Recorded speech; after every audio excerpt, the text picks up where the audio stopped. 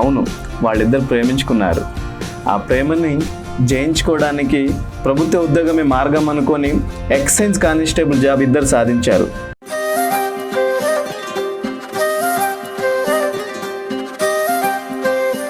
ఆ తర్వాత ఇక్కడితో మన లైఫ్ ఆగకూడదు అనుకొని ఏకంగా గ్రూప్ 2 ఆఫీసర్ గాను, అదేవిధంగా గ్రూప్ 3 ఆఫీసర్ గాను విజయం సాధించి మన దగ్గరకు వచ్చారు హరీష్ గారు మరియు పార్వతి మేడం గారు.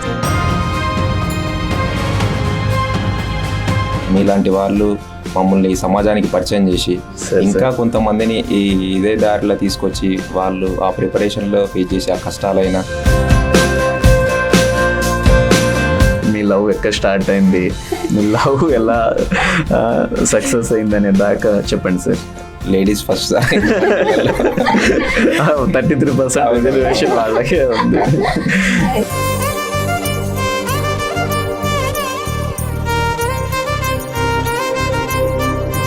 7th to 10th కనీసం తను నాకు తెలుసు, కానీ తను ఎప్పుడు అంటది కనీసం నేను ఇంతవరకు చూడలేదు అన్నట్టు కూడా అంటది.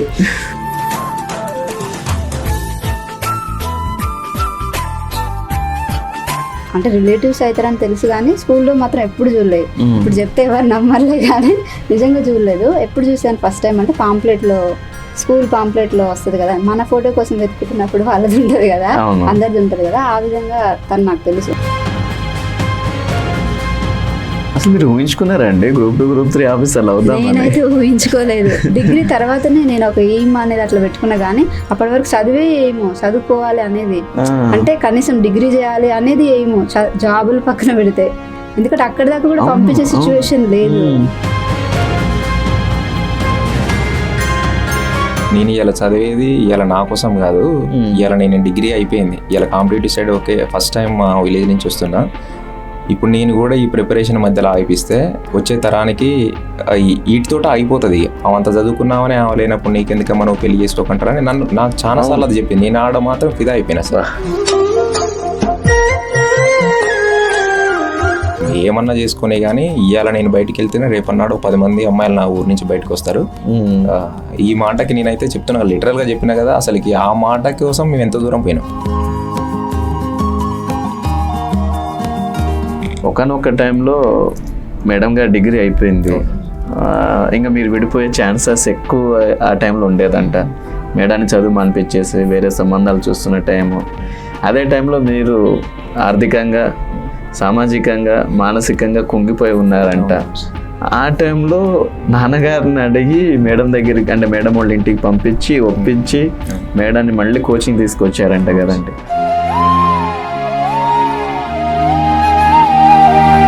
ఆ 10 రోజులు మా అమ్మని చాలా ఓదార్చింది. అది మా అమ్మకి నచ్చింది. ఒక అమ్మాయి ఇంటికి వస్తుందంటే ఏం తెస్తుందా, ఏం ఇచ్చిందా అనే దానికంటే ఒక కుటుంబానికి ఏదైనా ఆపద వచ్చినప్పుడు అండగా నిలబడితే అది చాలనుకున్నది మా అమ్మ. అయితే ఈమె ఇక తనకు నచ్చేసింది. నచ్చిన తర్వాత మా నాన్నకు చెప్పింది, వాళ్ళ ఇంట్లో అంతా ప్రెజర్ పెడుతారంటే ఒకసారి పోయి నువ్వు మాట్లాడు. నాకు కూడా తెలియదు పోయే వరకు వాస్తవంగా.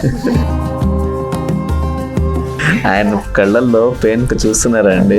ఒకవైపు ఏమో సమస్యలు చుట్టుముట్టాయి, మరోవైపు ఏమో ప్రేమించిన మిస్ అవుతుందేమో అన్న బాధ. అందరి ముందు వాళ్ళ డాడీ వచ్చి బతలాడిండు మా పేరెంట్స్ని కూడా, చదివియండి మేము చేసుకుంటాం ఖచ్చితంగా, మీకు ఏం కావాలి దానికి గ్యారంటీ అని చెప్పి అడిగితే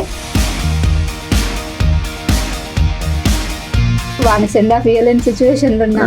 ఆ సిచ్యువేషన్ నేను చూసుకోలేదు, రిజల్ట్ చెప్తున్నా, జస్ట్ కట్ ఆఫ్లు చూసిన ఏది ఎక్కడ కట్ అయిందని. ఎక్సైజ్ కట్టింగ్ పైనే మా మార్క్స్ ఉన్నాయి. ఓకే మాకు ఎక్సైజ్ వచ్చిండొచ్చు అనుకున్నా, కానీ మా నేమ్స్ ఎక్సైజ్లు ఉన్నాయనే విషయం కూడా నేను కన్ఫర్మ్ చేసుకోలేని సిచ్యువేషన్లో ఉన్నా. పేరెంట్స్ కూడా కాల్ చేసి మాట్లాడకుండా ఏడుస్తుంట, ఏమైందని చెప్పమని అడుగుతుంటే వాళ్ళు. అక్కడ ఉన్నప్పుడు ఒక ఆయన ముస్లిం అతను ఉండే, ఇద్దరు మాట్లాడుకుంటే నేను పక్కకి ఏడుస్తుంటే వచ్చి ఏమైంది బేటా అన్నాడు. ఏమైందంటే బాబాయ్ ఇట్లా జాబ్ వచ్చిందని అంటే, పాపం బిడ్డ ఎంత కష్టపడ్డాడో అసలుకి కన్నీళ్ళలోనే తెలుస్తుందని ఆయన చెప్పిండు. అసలు ఇప్పటికి మర్చిపోనది.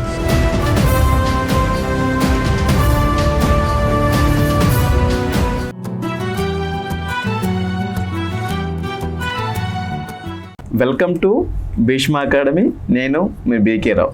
మన మట్లో ఆణిముత్యాల సిరీస్లో భాగంగా ఈరోజు నిజమైన మట్లో ఆణిముత్యాలైన దంపతులను మీకు పరిచయం చేయబోతున్నాను.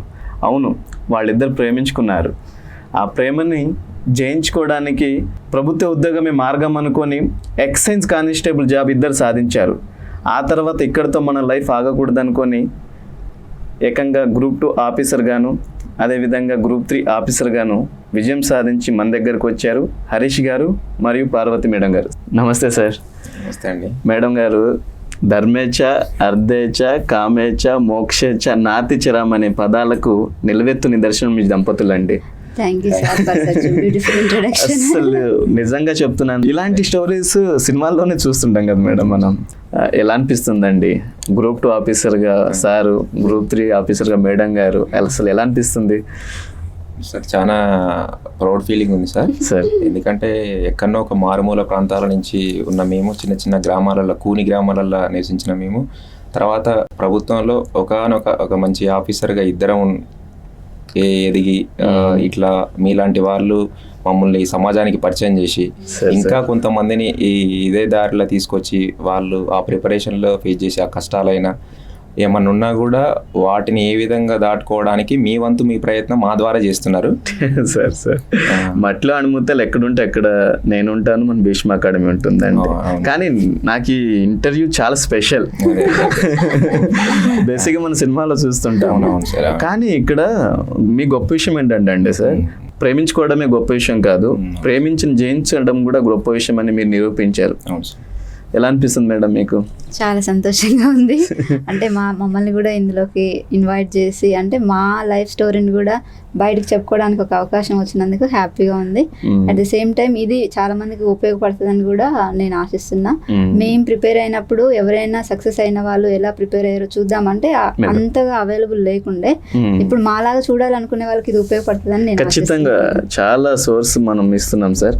అంటే మీలాంటి సక్సెస్ అయిన వాళ్ళు ఇచ్చే ఒక్కొక్క సక్సెస్ మంత్ర వాళ్ళ లైఫ్ ని చేంజ్ చేస్తుంది. అవునవును సార్, తప్పకుండా. ఎందుకంటే మేము కూడా దాంట్లో ఆ ప్రతిఫలం పొందిన వాళ్ళం కదా. అవును సార్, కోసమని మీరు అందుకనే చెప్పగానే కన్ఫామ్ గా చేయాలి అన్నట్టు చేసినాం.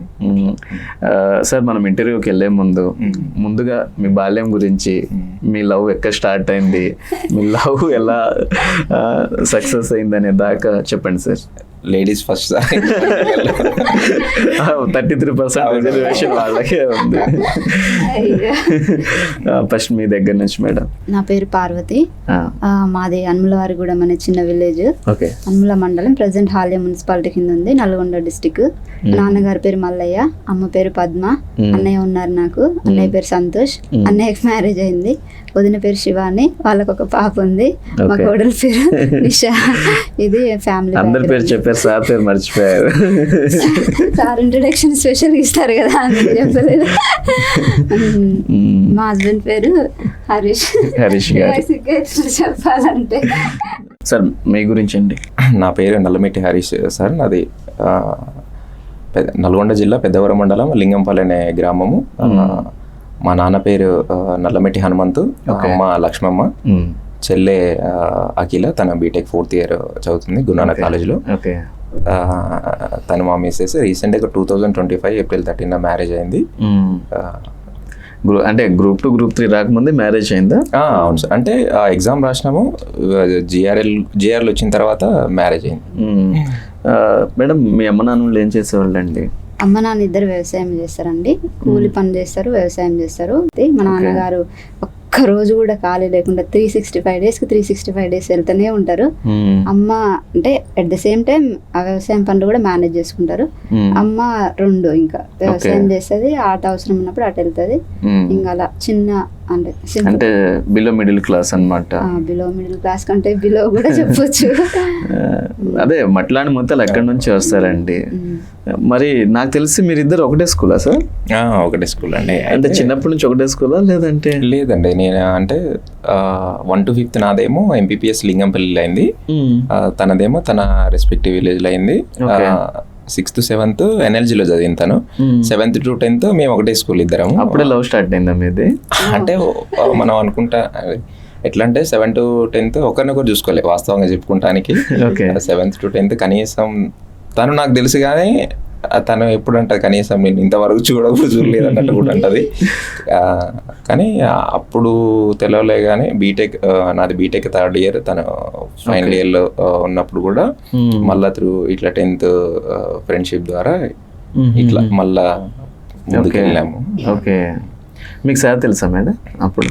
అంటే ఒకటే స్కూలు, బట్ అంటే రిలేటివ్స్ అవుతారని తెలుసు కానీ స్కూల్లో మాత్రం ఎప్పుడు చూడలేదు. ఇప్పుడు చెప్తే ఎవరు నమ్మర్లే కానీ నిజంగా చూడలేదు. ఎప్పుడు చూసాను ఫస్ట్ టైం అంటే పాంప్లెట్లో, స్కూల్ పాంప్లెట్లో వస్తుంది కదా, మన ఫోటో కోసం వెతుకుతున్నప్పుడు వాళ్ళది ఉంటుంది కదా, అందరిది ఉంటుంది కదా, ఆ విధంగా తను నాకు తెలుసు. ఓకే హరీష్ అట్లా. ఎవరు బాగా చదివేటోళ్ళు స్కూల్లో? ఇద్దరం సరిగా. ఫైనల్ రిజల్ట్స్ లో తనకే మంచి మార్క్స్ వచ్చినాయి. కాకపోతే మామూలు ఎగ్జామ్స్ పెడతారు అప్పుడు మాత్రం నాకే వచ్చేది. ఫైనల్ రిజల్ట్స్ అటు ఇటు అవుతాయి కదా, అలాగైంది. ఆ తర్వాత ఇంటర్మీడియట్ ఒకటే చోట? ఇంటర్మీడియట్ నాదేమో Pragathi junior college sir Nalgonda, తనదేమో దీనల్గొండ కాలేజ్. ఆ కాలేజ్ కూడా ఒక 200 meters 300 meters దగ్గర ఉంటుంది. ఆ తర్వాత మీరేమో బీటెక్, మేడం గారేమో డిగ్రీ. మనం డిగ్రీకి వచ్చేసారు. మన కోటి ఉమెన్స్ యూనివర్సిటీ ఉంది కదా, దాంట్లో నాదేమో రాజమహేంద్ర కాలేజ్ ఆఫ్ ఇంజనీరింగ్ అని మన ఇబ్రాహీంపట్నం దగ్గర ఉండే. అది ఏం చేసారంటే సెకండ్ ఇయర్ లో శ్రీయత కాలేజ్ ఆఫ్ ఇంజనీరింగ్ షేరిగూడలో ఉంటుంది, దాంట్లో మెర్జ్ చేసారు. బీటెక్ అట్లా బీటెక్ అయిపోయింది. మీరు పరిచయం అయింది బీటెక్ డిగ్రీలోనే? ఎండ్ ఆఫ్ ద గ్రాడ్యుయేషన్ లో పరిచయం అయింది. ప్రిపరేషన్ కోసం పరిచయం అయ్యారు? మామూలుగా స్కూల్ ఫ్రెండ్స్ కాబట్టి మెసేజ్ చేసుకుంటారు కదా ఒకరికొకరు, ఆ విధంగా తను నాకు మెసేజ్ చేసిండు. తను ఏంటంటే తను ఆల్రెడీ ఈ ప్రిపరేషన్ లో ఉంది అన్నట్టు కొంచెం మనం తెలుస్తుంది కదా. అయితే నేను ఇటు సైడ్ వద్దామని ఎప్పుడైతే డిసైడ్ అయ్యానో తను కూడా ఇదే ఫీల్డ్ లో ఉందన్న ఆలోచన నాకు తెలిసింది. ఇది చిన్నగా అయితే తనకు ఆల్రెడీ తనది డిగ్రీ సైడ్ కాబట్టి ఆల్రెడీ అవగాహన ఉండుంటది. మనకేం బీటెక్ కాబట్టి దాని గురించి పూర్తి అవగాహన లేదు. సో తనని అడిగితే ఏమన్నా చిన్నగా హెల్ప్ చేస్తుందేమో ఇట్లా మామూలుగా ప్రిపరేషన్ కి అన్నట్టు అట్లా త్రూ ఆ విధంగా పరిచయం ఏర్పడ్డది. అంటే ఉద్యోగ వేటలోనే మళ్ళీ ఇద్దరు పరిచయం అయ్యారు. మేడం మీకు బాల్యంలోనే మ్యారేజ్ చేయాలనుకున్నారంట కదా? అవునండి, అంటే అక్కడ మా విలేజ్ ఎన్విరాన్మెంట్ అలాగే ఉంటుంది, అటు సైడ్ అంతా అలాగే ఉంటారు కాబట్టి మా ఫ్యామిలీ అంటే పేరెంట్స్ థాట్స్ కూడా అలాగే ఉంటుంది. ఎందుకంటే అమ్మ నాన్న ఇద్దరు ఏం చదువుకోలేదు, ఇంకా వాళ్ళ థాట్స్ ఎలా ఉంటాయి, చుట్టుపక్కల అందరు ఎలా ఉంటారో వాళ్ళు కూడా అలాగే ఉంటారు కాబట్టి వాళ్ళకి అలాంటి థాట్సే ఉండేది. సో 8th క్లాస్లోనే ఫస్ట్ సంబంధం తీసుకొచ్చి. నేను 8th క్లాస్లో. అయ్యో.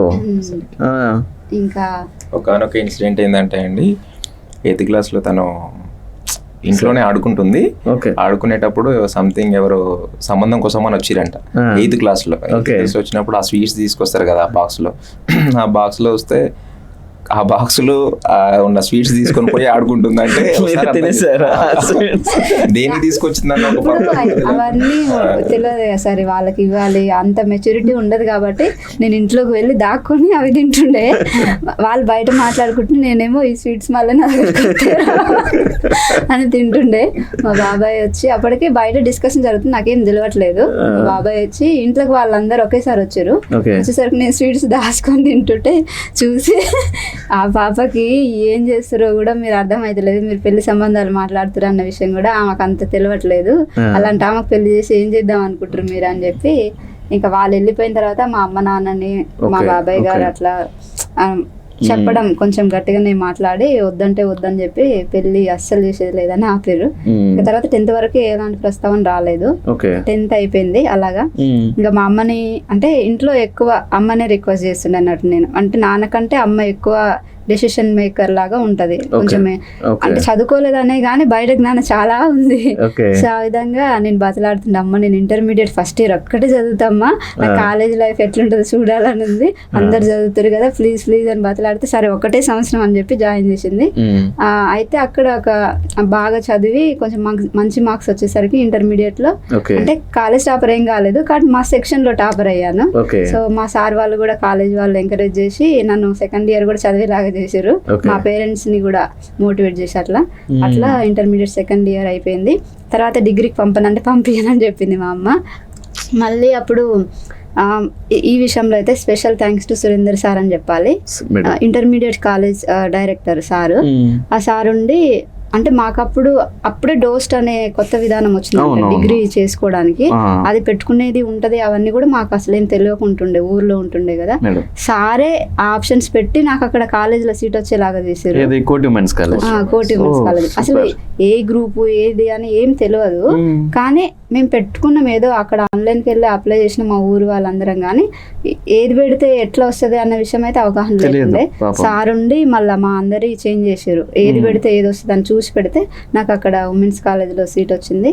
తర్వాత అక్కడ నుంచి నా లైఫ్ టర్న్ అయిందని చెప్పాలి. ఉమెన్స్ కాలేజ్లో సీట్ వచ్చిన తర్వాత అసలు మీరు ఊహించుకున్నారండి గ్రూప్ 2 గ్రూప్ 3 ఆఫీసర్ అవుతాం? నేనైతే ఊహించుకోలేదు. డిగ్రీ తర్వాతనే నేను ఒక ఎయిమ్ అనేది అట్లా పెట్టుకున్నా, కానీ అప్పటి వరకు చదివే ఏమో చదువుకోవాలి అనేది, అంటే కనీసం డిగ్రీ చేయాలి అనేది ఏమో, జాబులు పక్కన పెడితే. ఎందుకంటే అక్కడ దాకా కూడా పంపించే సిచ్యువేషన్ లేదు. అంటే మీరు ఒక బెస్ట్ ఎగ్జాంపుల్ అండి. ఎవరైతే చిన్నతనంలో చిన్న పిల్లల్ని పెళ్లి చేపించి వాళ్ళకి చదువు ఎందుకులే, అమ్మాయిలకి చదువు ఎందుకులే అనుకుని అదే 8th క్లాస్లో చేపించి ఉంటే ఈ రోజు మీరు ఇక్కడ ఉండేవాళ్ళు కాదు. మీ నాన్నగారి గురించి, మీ అమ్మగారి గురించి ఇంత గొప్పగా ఈ ప్రపంచానికి తెలియజేసేవారు కాదు. నిజంగా హ్యాట్స్ ఆఫ్ అండి. Thank you sir. నేను బలంగా నమ్మింది సార్. ఎట్లా అంటే ఒక మనిషిని మనం ఎప్పుడు నమ్ముతామంటే ఒక పాజిటివ్ థింకింగ్ కానీ, పేషెన్సీ కానీ. తర్వాత తన కాడ బాగా నచ్చింది ఒకసారి ఒక మాట అన్నది మీ ప్రిపరేషన్ టైంలో. ఓకే, మ్యారేజ్ ఇంటి కానీ చెప్పడానికి ప్రిపరేషన్ లో కూడా మ్యారేజ్ చేసుకోరి తర్వాత చదువుకోరు అన్నట్టు. అంటే అసలుకి మా పేరెంట్స్కి ఏం ఆలోచన కూడా లేదు మ్యారేజ్ అన్నది. ఎవరికి? మీకు? అమ్మ నాన్నకి అస్సలు లేదు. ఇట్లానే ఇంటికా నుంచి ఈ ప్రెజర్ వస్తుంది. కానీ లాస్ట్ ఒకనొక మూమెంట్ ఏమన్నది కదా, నేను ఇలా చదివేది ఇలా నా కోసం కాదు, ఇలా నేను డిగ్రీ అయిపోయింది, ఇలా competitive side okay first time మా విలేజ్ నుంచి వస్తున్నా, ఇప్పుడు నేను కూడా ఈ ప్రిపరేషన్ మధ్యలో ఆగిపిస్తే వచ్చే తరానికి వీటితోట అయిపోతుంది ఇక. ఎందుకంటే ఆమెనే అంత చదువుకున్నది, ఆమె కూడా పెళ్లి చేసుకుని పోయింది. రేపు అన్నాడు ఎవరన్నా ధైర్యం చేసి ముందుకు రావాలన్నా కూడా ఆమె అంత చదువుకున్నామని ఆమె లేనప్పుడు నీకెందుకమ్మా నువ్వు పెళ్లి చేసుకోకుంటారని నాకు చాలా సార్లు అది చెప్పింది. నేను ఆడ మాత్రం ఫిదా అయిపోయినా సార్. ఎందుకంటే ఏమన్నా చేసుకునే కానీ ఇవాళ నేను బయటికి వెళ్తేనే రేపన్నాడు 10 మంది అమ్మాయిలు నా ఊరు నుంచి బయటకు వస్తారు. ఈ మాటకి నేనైతే చెప్తున్నా, లిటరల్ గా చెప్పినా కదా, అసలుకి ఆ మాట కోసం మేము ఎంత దూరం పోయినాం. ఈ స్టార్టింగ్ స్టేజ్ అయితే అరే ఈ టైంలో కూడా అసలు అమ్మాయిలు ఉన్నారా అని. అసలు గ్రేట్ నిజంగా సార్. ఇది ఈ విషయంలో మన తెలంగాణలో మనం చదువుకున్నాం రుద్రమ్మ దేవి గురించి, లైలమ్మ గురించి చూస్తున్నాం అనిపిస్తుంది. చెప్తున్నా కదా, ఈ విషయంలో మాత్రం ఏది లేదు. ఆ మాట నాకు హ్యాండ్ హర్ట్ చేసింది. ఎంత కష్టాలు ఉందో నాకు తెలుసు. ఎందుకంటే మేము ప్రిపరేషన్లు ఉన్నప్పుడు ఈవెన్ నేనన్నా పండగలకు పోయేది, కానీ మా పండగకి ఇంటికి పోతే నన్ను అక్కడనే నుంచి పెళ్లి చేస్తారేమో అన్న ఆలోచన ఉంచి ఏదన్నా వాళ్ళ ఇంటికాడ నుంచి ఫోన్ చేసినా కూడా నేను పలానా ఎగ్జామ్ రాస్తున్నా, నేను రాలేను. ఎన్నో పండుగలు మిస్ చేసుకుంది. ఎందుకంటే ఇంటికాడ నుంచి ప్రెజర్ ఎంతనో మ్యారేజ్ చేసుకోవాలని. నేను మ్యారేజ్ చేసుకుంటే నా ఊళ్ళో నెక్స్ట్ వచ్చే అమ్మాయిలు కూడా చదువుకుంటానికి ధైర్యం చేయలేరు. పేరెంట్స్ కూడా ఒకవేళ చదివిపిస్తే జాబ్ వస్తుందన్న నమ్మకం కూడా ఉండదు. నేను ఒక ఎగ్జాంపుల్గా ఉంటే రేపు వచ్చే ఆడబిడ్డలకు కూడా కొంచెం ఒక ప్లస్ పాయింట్ చదువుకోవచ్చు అన్న ఆలోచన అండి. ఒకనొక టైంలో మేడం గారు డిగ్రీ అయిపోయింది, ఇంకా మీరు విడిపోయే ఛాన్సెస్ ఎక్కువ ఆ టైంలో ఉండేదంట. మేడాన్ని చదువు మానిపించేసి వేరే సంబంధాలు చూస్తున్న టైము.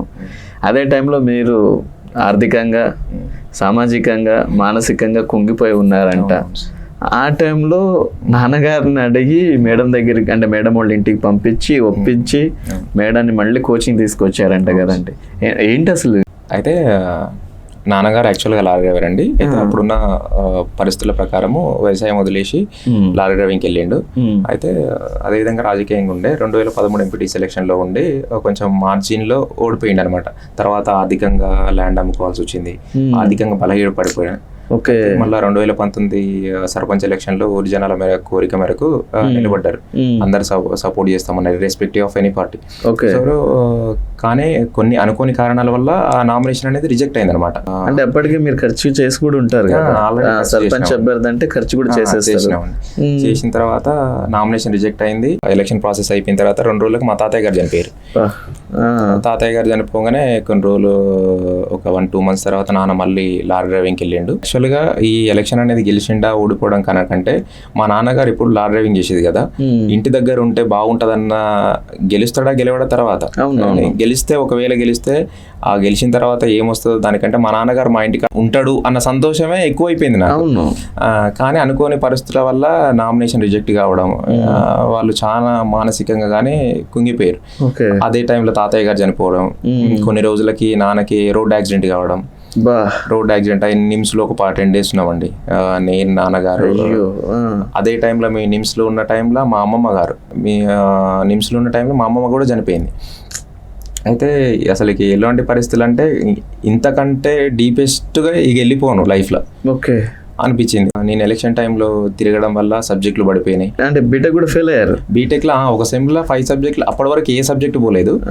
5 subjects ఉంటే 4 subjects పోయినాయి ఆ ఎలక్షన్ టైంలో తిరగడం. తర్వాత నెక్స్ట్ వచ్చేసేమో 5 subjects, మొత్తం 9 subjects ఒకటేసారి వెళ్ళాలి. అది ఎందుకంటే వేరే ఇయర్ మీద ఇంపాక్ట్ ఉంటుంది. ఛాలెంజ్గా తీసుకొని అది రాసి బయటపడ్డాను. ఇదే టైంలో ఇదంతా ప్రెజర్ పెట్టుకున్న తర్వాత వీళ్ళింటి నుంచి బాగా ప్రెజర్ వచ్చింది మ్యారేజ్ చేసుకోవాలని కూడా. ఓకే తనకి ఊకే ఫోన్ చేయడము, అంటే తను నాకు ఫోన్ చేసి ఇట్లా అంటున్నారు ఇంట్లో, ఇట్లా చేస్తున్నారు అంటే ఒక రోజు ఏం చెప్పినంటే మా ఇంట్లో పరిస్థితులు నాకు తెలుసు ఎంత దారుణంగా ఉన్నాయో, కానీ డబ్బులు పోతే ఎప్పుడైనా సంపాదించుకోవచ్చు, ఈ రోజు కాకపోతే రేపైనా. మనం అనుకున్న అమ్మాయి రాకపోతే మళ్ళీ జీవితాంతం ఇబ్బంది పడతామని ఏం చేసినామంటే నేను మా అమ్మతో చెప్పిన ఇన్ని సమస్యలు ఉన్నాయి. ఎందుకంటే ఈ రోజు పరిస్థితి బాగుండకపోవచ్చు, కానీ 10 సంవత్సరాల తర్వాత తిరిగి చూసుకుంటే ఆ సమస్య చాలా చిన్నది ఉంటుంది మనకి. అవును. కానీ మా అమ్మతో డేర్ చేసి చెప్పేసిన. మరి అమ్మ ఏమన్నదంటే అప్పుడు ఫస్ట్ చాలా రియాక్ట్ అయింది. అసలుకి మనం ఉన్న పరిస్థితి ఏంది, నువ్వు చేసేది ఏంది, నీ మీద నమ్మకం పెట్టుకుంటే ఇది పద్ధతి కాదు అని అన్నది. అయితే కొన్ని రోజుల తర్వాత మా నాన్నకి యాక్సిడెంట్ అయిందన్న కదా, నిమ్స్లో ఉన్నా కదా, తను మా అమ్మకి యాజ్ ఎ ఫ్రెండ్గా పరిచయం అయిన తర్వాత ఆ 10 రోజులు మా అమ్మని చాలా ఓదార్చింది. అది మా అమ్మకి నచ్చింది. ఒక అమ్మాయి ఇంటికి వస్తుందంటే ఏం తెస్తుందా, ఏం ఇచ్చిందా అనే దానికంటే ఒక కుటుంబానికి ఏదైనా ఆపద వచ్చినప్పుడు అండగా నిలబడితే అది చాలనుకున్నది మా అమ్మ. అయితే ఈమె ఇక తనకి నచ్చేసింది. నచ్చిన తర్వాత మా నాన్నకు చెప్పింది, వాళ్ళ ఇంట్లో అంత ప్రెజర్ పెడుతారంటే ఒకసారి పోయి నువ్వు మాట్లాడు. నాకు కూడా తెలియదు పోయే వరకు వాస్తవంగా. అయితే నాన్న వెళ్ళిండు అనమాట వాళ్ళ ఇంటికి. వెళ్ళిన తర్వాత ఇక ఆయన కళ్ళల్లో పెయిన్ చూస్తున్నారా అండి.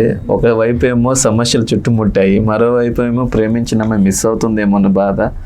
నిజంగా సార్ మీరు నాకు తెలిసి ఫుల్ ఏడ్చి ఉంటారు ఆ టైంలో.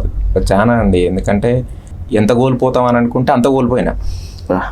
ఇంత డీపెస్ట్ పాయింట్కి నా లైఫ్లో నేను ఎప్పుడు పోను అనుకున్నా, అది నేను ఎప్పుడు మర్చిపోనియర్. ఎందుకంటే మనం సక్సెస్ మర్చిపోతాం తెలియదు, కానీ కొన్ని మనం అనుభవించిన పెయిన్ ఎప్పటికి గుర్తుండిపోతుంది లైఫ్లో. మరి వాళ్ళు మీ నాన్నగారు వెళ్ళిన తర్వాత పంపించారా? వాళ్ళ నాన్నగారు వచ్చిన తర్వాత వచ్చారు, వాళ్ళ నాన్నగారు వచ్చారు. అంటే ఇంకా మా బాబాయ్ వాళ్ళ ఇంటికి వచ్చారు, మా ఇంటికి రాలేదు డైరెక్ట్ గా. అంటే మా బాబాయ్ నాకు చదువుకోవడానికి అన్ని సపోర్ట్ చేస్తున్నారు కదా, కొంచెం పెద్దరికం. మా బాబాయ్ ఒక్కరే మా ఫ్యామిలీలో చదువుకున్నారు, ప్రతిదీ అర్థం చేసుకుంటారు, అందరినీ ఈక్వల్ గా. అంటే మేము 4, మా డాడీ వాళ్ళు 9 వాళ్ళ పిల్లల్ని ఆయన పిల్లల్లాగానే అందరికి ఈక్వల్ గా సపోర్ట్ చేస్తాడు. సో ఇంకా అంటే అంత కైండ్ ఆఫ్ మెచ్యూరిటీ అన్ని ఉంటాయి అన్నట్టు బాబాయ్కి. ఆయనకు నేను కూడా చెప్పేసిన ఉన్న విషయము. అంటే ఇప్పుడు లవ్ అదంతా ఏం లేదు, ఎందుకంటే అప్పుడు ఒక మెచ్యూరిటీ వచ్చింది. ఉన్న ప్రెజర్స్కి, చదవాలన్న థింగ్స్కి మ్యారేజ్ చేసుకుందాం అనుకుంటున్నా. అది కూడా మీ అందరి ఇష్టం అయితేనే, లేకపోతే లేదన్నట్టుగా నేను చెప్పిన. తర్వాత ఇట్లా సంగతి వాళ్ళ డాడీ వస్తారంట, మాట్లాడతారంట అంటే సరే రమ్మని అన్నారు. అందరి ముందు వాళ్ళ డాడీ వచ్చి బతలాడిండు మా పేరెంట్స్ ని కూడా. చదివియండి, మేము చేసుకుంటాం ఖచ్చితంగా, మీకు ఏం కావాలి దానికి గ్యారంటీ అని చెప్పి అడిగితే, మీ మీద నమ్మకం లేక కాదు కానీ మాకైతే పెళ్లి చేయాలి, ఆడపిల్ల ఎదిగుంది, డిగ్రీ అయిపోయిందంటే అప్పటికి ఊళ్ళలో చాలా పెద్ద అది. అప్పటికి అంతా అది కాక వేరే వాళ్ళకి ఎవరు లేరు, అట్లా ఒక 3 ఫ్రెండ్స్ ఉండే డిగ్రీ కంప్లీట్ చేసిన వాళ్ళము. వాళ్ళు కూడా అంటే ఇంకా అదే సిచ్యువేషన్ లో ఉన్నారు అన్నట్టు. మ్యారేజ్ అనేదే ఉంటుండే. ముందు ఎవరైనా చదివి ఉన్నారు, వాళ్ళకి ఏదైనా జాబ్ వచ్చింది అన్న వాళ్ళు ఎవరూ లేరు, కనీసం వాళ్ళు ఉన్నారు కదా అని చెప్పుకోవడానికి. అట్లా ఉన్న సిచ్యువేషన్స్ కాబట్టి వాళ్ళు కూడా అర్థం చేసుకునే స్థితిలో లేరు. కంపల్సరీ చేయాల్సిందే అన్న పరిస్థితిలో ఉంటే వాళ్ళ నాన్న వచ్చి, అంటే మా మామయ్య ఎంత బతిలాడినంటే ఇంకా నేను చెప్పలేను. అంటే మన బ్లడ్ ఉన్న వాళ్ళు మనల్ని అర్థం చేసుకోవడం ఒక లెవెల్ అయితే, వాళ్ళకి నేను అసలు పరిచయం కూడా లేను. వాళ్ళ అమ్మకన్నా కొంచెం ఫోన్లో మాట్లాడి అట్లా ఉండే కానీ అలా నాకు ఆ మాత్రం పరిచయం కూడా లేను. అంటే ఎంత అర్థం చేసుకొని ఉంటే అప్పుడు వాళ్ళు ఉన్న సిచ్యువేషన్లో వచ్చి మాట్లాడతారంటే ఇంక అట్లా. అంతకి మీకు కావాలంటే మా మీద ఉన్న భూమి కూడా మీ కూతురు మీద రాపిస్తా, మీకు అంత నమ్మకం లేదంటే చదువుకోవడానికి అయితే పంపియండి అని అడిగిండు. నాకు అవన్నీ ఏమొద్దు, నేనే చదువుకోవడానికి పెట్టుకుంటా, కానీ మీరైతే పెళ్లి చేసి చదివియండి అని చెప్పి ఇంకా అదే ఉండే ఇట్లా ఇష్యూ. సరే జనవరి తర్వాత చేద్దామని చెప్పి డిసెంబర్లో ఇది జరిగింది. జనవరిలో సంక్రాంతి వస్తుందా, సంక్రాంతి తర్వాత చేద్దాంలే అని చెప్పి అట్లా మాట్లాడి పంపించిండే. ఇంకా పండగకి నేను పోస్ట్ పోన్ చేసి నెక్స్ట్ పండగ అని అట్లా కంటిన్యూ అయ్యండి అన్నట్టు నా చదువు. మరి కోచింగ్ వచ్చేసారా బయటికి? నేను ఇంకా అప్పుడు వాళ్ళ డాడీ వచ్చి మాట్లాడిన తర్వాత నేను బయటకు వచ్చేసిన. అప్పుడు హైదరాబాద్కి వచ్చిన, యూపీఎస్సీకి తీసుకున్నాను కోచింగ్. అంటే స్టార్టింగ్ యూపీఎస్సీ నేను, తను కాదు, తను అసలు ఏ కోచింగ్ తీసుకోలేదు. నేను చదివింది తనకు గైడ్ చేశాను. అంటే ఇప్పుడు నాకున్న ఆర్థిక పరిస్థితులకి ఏ కోచింగ్ సెంటర్ పోయే పరిస్థితి లేదు, ఉండే పోవాలని. కానీ తను ఆల్రెడీ తను ఒక ఫీల్డ్ లో ఉంది, తనకు అనుభవం ఉంది. తన అనుభవాన్ని నాకు కూడా ఎట్లా చదవాలి ఎట్లా అని చెప్పి ఫస్ట్ ఒక రోడ్ మ్యాప్ అయితే వేసింది సార్ అన్నమాట. ఓకే, అంటే మీరు యూపీఎస్సీ యూపీఎస్సీ అంటే సేమ్ తను కూడా యూపీఎస్సీకి చదివారు కానీ ఎలాంటి కోచింగ్ తీసుకోలేదు. ఇంకా సేమ్ బుక్స్, నా బుక్సే తను చదవడము, నేనేం నేర్చుకున్నానో తనకు చెప్పడము. మీరే టీచర్ అయిపోయారు సార్ కి, ఆల్ ఇన్ వన్ గైడ్ లాగా. ఓకే, మరి యూపీఎస్సీ నుంచి మళ్ళీ కానిస్టేబుల్ సైడ్ ఎందుకు వెళ్ళినట్టు? అంటే అలా డిగ్రీ అయిపోయిన తర్వాత యూపీఎస్సీ కోచింగ్ ఆ ప్రిపరేషన్ లో ఇంకా ఇట్లా ఆర్థికంగా ఇబ్బందులు ఉన్నాయి వాళ్ళకని తను రాలేదు. నేను అలాగే చదువుతున్నా. అంటే ఒక 1 year ఇంటికాడ ఉన్నారా? 2020 గ్రాడ్యుయేషన్ అయిపోయింది, అది కోవిడ్ టైం కదా, ఇంట్లో పరిస్థితులు బాగాలేవు. 1 year వరకు ఆస్తికి ఇక మా నాన్న నాకు ఒకటే చెప్పేది, నేను నీకు ఇచ్చే ఆస్తి చదువు ఒకటేరా, ఏమున్న ఆస్తులు ఇచ్చినా సెకండ్, అది ల్యాండ్ అమ్మేసిండు. మళ్ళా కొంచెం ల్యాండ్ అమ్మేసి మమ్మల్ని మళ్ళీ ఈడ ఉండొద్దు ఇక నువ్వు ఉన్న వరకు చాలు, వెళ్ళి అక్కడ చదువుకోపో అని పంపించేసి. ఆ 1.5 year ఏం చేశారంటే? ఇంటికన్నా అండి. ఇప్పుడు తను ఇక్కడ ఉండేది కదా, ఏమన్నా నేను అప్పుడు ఏమైందంటే కోవిడ్ టైంలో కొంతమంది ఏం చేసారు, ఫ్రీ క్లాసెస్ అన్నట్టు పెట్టిరు కదా నా అకాడమీలో. నేనేం చేసినట్టు అవి చూసుకుంటా చిన్నగా రఫ్ నోట్స్ రాసుకోవడం వినుకుంటా, తర్వాత తను కూడా ఇంకా ఎట్లా చదవాలి ఎట్లా రాయాలని చెప్పడం, చిన్నగా స్టెప్పులు వేయడం స్టార్ట్ చేసినప్పుడు. అంటే అట్లా అయిపోయింది. 2021 సెప్టెంబర్ టైంలో ఇక నాన్న ఇక్కడ ఉండొద్దు, ఇక వెళ్ళిపోయిగా నేను ఎంతైనా నా కాడ ఉన్నంత శక్తి వరకు నీకు పెడతా, నువ్వు ఎంతైనా చదువుకోరా, నాకు ఇదొక్కటే నువ్వు ఇచ్చేది నాకు అని చెప్పిండు. 21 సెప్టెంబర్లో హిమాయత్ నగర్కి వెళ్ళిపోయినా. హిమాయత్ నగర్కి వెళ్ళిపోయిన తర్వాత ఇద్దరం ఒకే స్టడీ హాల్, ఒక 100 meters దూరంలో ఇద్దరు ఉమెన్స్ హాస్టల్తాను, నాది బాయ్స్ హాస్టల్. స్టడీ హాల్ మధ్యలో ఇక డైలీ ఇక మాకు ఒకటే, ఇళ్ళకి వచ్చినాం అడుగు పెట్టినాం, పూసుకుంటే మొత్తం ముద్ద పూసుకున్నాం. ఇక ఎంత రిగరస్గా అంటే ఇంకంత రిగరస్గా అసలుకి ఇక మా స్టడీ హాల్లో, ఎందుకంటే మాకు వేరే ఆల్టర్నేటివ్ లేదు. ఇక కన్ఫామ్గా ఇళ్ళకి వచ్చినాము, బయట కొట్టుకొని పోవాల్సిందే. ఇక ఎందుకంటే ఆల్రెడీ నేను కూడా మా ఇంట్లో మా పెద్ద వాళ్ళకి సంబంధించి అబ్రాడ్ పోవాలని మా అన్నయ్య వాళ్ళు కూడా వెళ్ళారు. మా ఇంట్లో కూడా నాన్న ఒకనొక సమయంలో నువ్వు కూడా వెళ్ళాలరా అన్నట్టు చెప్పిండు. కానీ లాస్ట్కి వచ్చేసరికి నేను అక్కడికి వెళ్ళలేను. అంటే ఎకనామికల్ గా మీకు సమస్యలన్నీ చుట్టుముట్టినాయి. నేను అక్కడికి చూస్తేనేమో మేడం గారు ఇంకా నేను వెళ్ళలేను, ఇక్కడే కూర్చుంటే నాన్న కూడా అబ్జెక్షన్ చెప్పాలి, నీ ఇష్టం, నువ్వు ఎక్కడ పోతున్నా కూడా నేను నీకు సపోర్ట్ చేస్తా, కానీ నీకు నువ్వు ఎంత దూరమైన చదువు ఏదైనా చదువు కానీ నీకు నేను అనుకుంటా నీకు అని చెప్పేది. అంటే మీకు అది డూ ఆర్ డై సిచ్యువేషన్. అవునండి, అంటే సాధిస్తే గవర్నమెంట్ జాబ్ సాధించాలి, లేదంటే మళ్ళీ ఇద్దరు ఇంటికి వెళ్ళి అందరు అనుకున్నట్టు వీళ్ళేం సాధించలేరు, కన్ఫామ్ ఊళ్ళో పని చేసుకోవాలి, అంటే ఓడిపోయి పెళ్లి చేసుకోవాలి అంతే, లేదంటే గెలిచి పెళ్లి చేసుకోవాలి. సో అలా ప్రిపరేషన్ స్టార్ట్ చేసిన వాళ్ళు మీరు కానిస్టేబుల్కి వచ్చారు. అయితే నెక్స్ట్ 2022లో ఒకటేసారి బల్క్ నోటిఫికేషన్ పడ్డది కదా, బిగ్ నోటిఫికేషన్స్. అప్పుడు పడ్డప్పుడు గ్రూప్ ఫస్ట్ మేము సివిల్స్ కనుక్కున్న తర్వాత గ్రూప్ 1 అప్పుడు 503 వేకెన్సీస్ తోటి ఫస్ట్ వచ్చింది. అవును, అయితే ప్రయత్నిద్దాం మనం కూడా, మన వల్ల కూడా అవుతుంది అనుకున్నప్పుడు ప్యారలల్గా గ్రూప్ 1కి తర్వాత వేరే కూడా నోటిఫికేషన్ పడ్డం వల్ల ఇట్లా ఫ్లోలో వెళ్ళిపోయాం. ఓకే, యూపీఎస్సీ మన గ్రూప్ 1 ప్యారలల్గా అదేవిధంగా ఇటు చూస్తేనేమో దాని మీదనే డిపెండ్ అయ్యేటట్లు లేదు సిచ్యువేషన్. ఎందుకంటే ఇంతకుముందు జరిగిన సంఘటనలు చూసి అంతే ఎస్ఐపిసి కూడా పడేసరికి వీటికి కూడా ప్రిపేర్ అయినాము. ప్యారలల్గా ప్రిలిమ్స్ వెళ్ళడం, ఎస్ఐపిసి కూడా ఈవెంట్స్ వెళ్ళడము, మెయిన్స్ ఇద్దరం ఇద్దరం వచ్చేసినాం. ఇక ఎస్ఐపిసిలో ఎస్ఐది తనది ఆర్ఎస్ఐ ఉంటుంది కదా 0.25లో పోయింది, నాది 4.55 మార్క్స్ డిఫరెన్స్ తోటి నాది వెళ్ళిపోయింది. తర్వాత కానిస్టేబుల్ రాసిన, కానిస్టేబుల్ ఇద్దరికి ఎక్సైజ్ కానిస్టేబుల్ వచ్చింది, ఇద్దరికి ఎక్సైజ్ కానిస్టేబుల్ వచ్చింది సార్. మంచి బోర్డర్ మార్క్స్ దాకా వెళ్ళారు, మరి ఎస్ఐ ఎందుకు మిస్ అయిందండి మీకు? అంటే ఏం కారణం అనుకుంటున్నారు? అయితే మేము గ్రూప్ 1 మీద ఎస్ఐ 2 మీద కూర్చున్నాం సార్. అది ఎందుకంటే 2 పడవల మీద కాల్ వేసేసరికి అటు దాని మీద ఉన్నది ఇటు దీని మీద అయ్యేసరికి సిలబస్ ఆర్థమెటిక్ అండ్ రీజనింగ్, అదేమో పూర్తిగా ఆన్సర్ రైటింగ్ 2 మీద కూర్చున్నాం. ఒకటేసారి లాస్ట్ మార్చ్లో అది క్యాన్సిల్ కావడం ఎగ్జామ్. క్యాన్సిల్ అయిన తర్వాత నెల రోజులే ఎస్ఐ మెయిన్స్కి ఉండే. ఆ నెల రోజుల్లో జిఎస్ అంటే ఓకే మనం చదవగలుగుతాం, కానీ ఆర్థమెటిక్ రీజనింగ్ 1 monthలో కావాలంటే దాని షార్ట్ ట్రిక్స్ ఇవన్నీ ఉంటాయి కదా. లాస్ట్ వరకు ప్రయత్నించినాం కానీ అది పోయింది. నెక్స్ట్ మంత్లోనే పీసీ ఎగ్జామ్ ఉండే. దాని ఎందుకంటే ఎస్ఐలో ఉన్న ఆ టెంపర్, ఎందుకంటే ఫుల్ ఫీవర్ తోటి రాసినాము. ఏమైంది? ఇద్దరికి ఫుల్ ఫీవర్ ఉంది ఎస్ఐ ఎగ్జామ్ రోజు అయితే. ఫస్ట్ పేపర్ అంటే మల్లారెడ్డి కాలేజ్ లో పడిండే సెంటర్, అవుట్స్కర్ట్స్ లో ఉంటాయి కదా. ఒక కాలేజ్ కాదు, పక్క పక్కనే. నాది ఉమెన్స్ కాలేజ్ పడింది, మల్లారెడ్డి ఉమెన్స్. చిన్నది బాయ్స్ అండ్ గర్ల్స్ ఉండేది అనుకుంటా, పేరు గుర్తులేదు నాకు కాలేజ్ది. అలా దగ్గరనే ఉంటుండే. దూరం పడేసరికి అక్కడ ఎన్విరాన్మెంట్ అది కొంచెం బాగాలేక ఆ వెళ్ళే వేళనే మేము సిక్ అయిపోయినాం బాగా. తినకు ఆల్రెడీ డెంగ్యూ ఉంది లోపల, కానీ మేము ఎగ్జామ్ అయిపోయిన తర్వాత టెస్ట్ చేసి తెలిసింది డెంగ్యూ ఫీవర్ ఉందని. కానీ ఆ ఫీవర్తో అసలు ఇడ్లీ కూడా తినలేని సిచ్యువేషన్ లో ఉన్నాం. అంత ఫీవర్ తో ఫస్ట్ రోజు ఎగ్జామ్ రాసినాం. ఆ రోజు ఓకే. ఇంకా రెండో రోజు అక్కడి నుంచి ఇక్కడ వచ్చి ఇంకేం రివిజన్ చేసేది లేదు, అడ్డం పడిపోయినాం. రెండో రోజు ఎగ్జామ్ మధ్యాహ్నం అయితే ఇద్దరం టాబ్లెట్లు వేసుకొని కొబ్బరి నీళ్ళు తాగిపోయి ఎగ్జామ్ రాసినాం. అలా ఉండే. ఇంకా మైండ్ కూడా అంత అక్యురేట్ గా పనిచేయలేదు అనిపించింది. ఎందుకంటే అన్ని టక్కటక్క గుర్తు రావాలంటే రావు కదా ఫీవర్ తో ఉన్నప్పుడు. అంత సిక్ ఉండే అసలు. మిమ్మల్ని అంటే వెంటాడుతుంది దరిద్రం నిజంగా సార్ అది. ఎందుకంటే యూనిఫామ్ మీద ప్యాషన్ ఉండే నాకు. యాక్చువల్గా మంచి రాద్దాము, ఎందుకంటే అన్ని రోజులు కష్టపడ్డాం కదా. ఈ పరిస్థితులు చూస్తామే ఇట్లా ఇదే మూమెంట్లో ఫీవర్ ఇట్లా రావడం. సరే జిఎస్ అనేమో కానీ ఫీవర్ తోటి అయినా మెంటల్ స్టెబిలిటీ లేకపోతే ఆర్థమెటిక్ రీజనింగ్ చేయడం ఇంపాసిబుల్ అంటే అది చేయలేకపోయినాం. ఇక తర్వాత ఇంటికి వచ్చేసిన 1 month నల్గొండలో పీసీది ఎగ్జామ్ సెంటర్ ఉండే.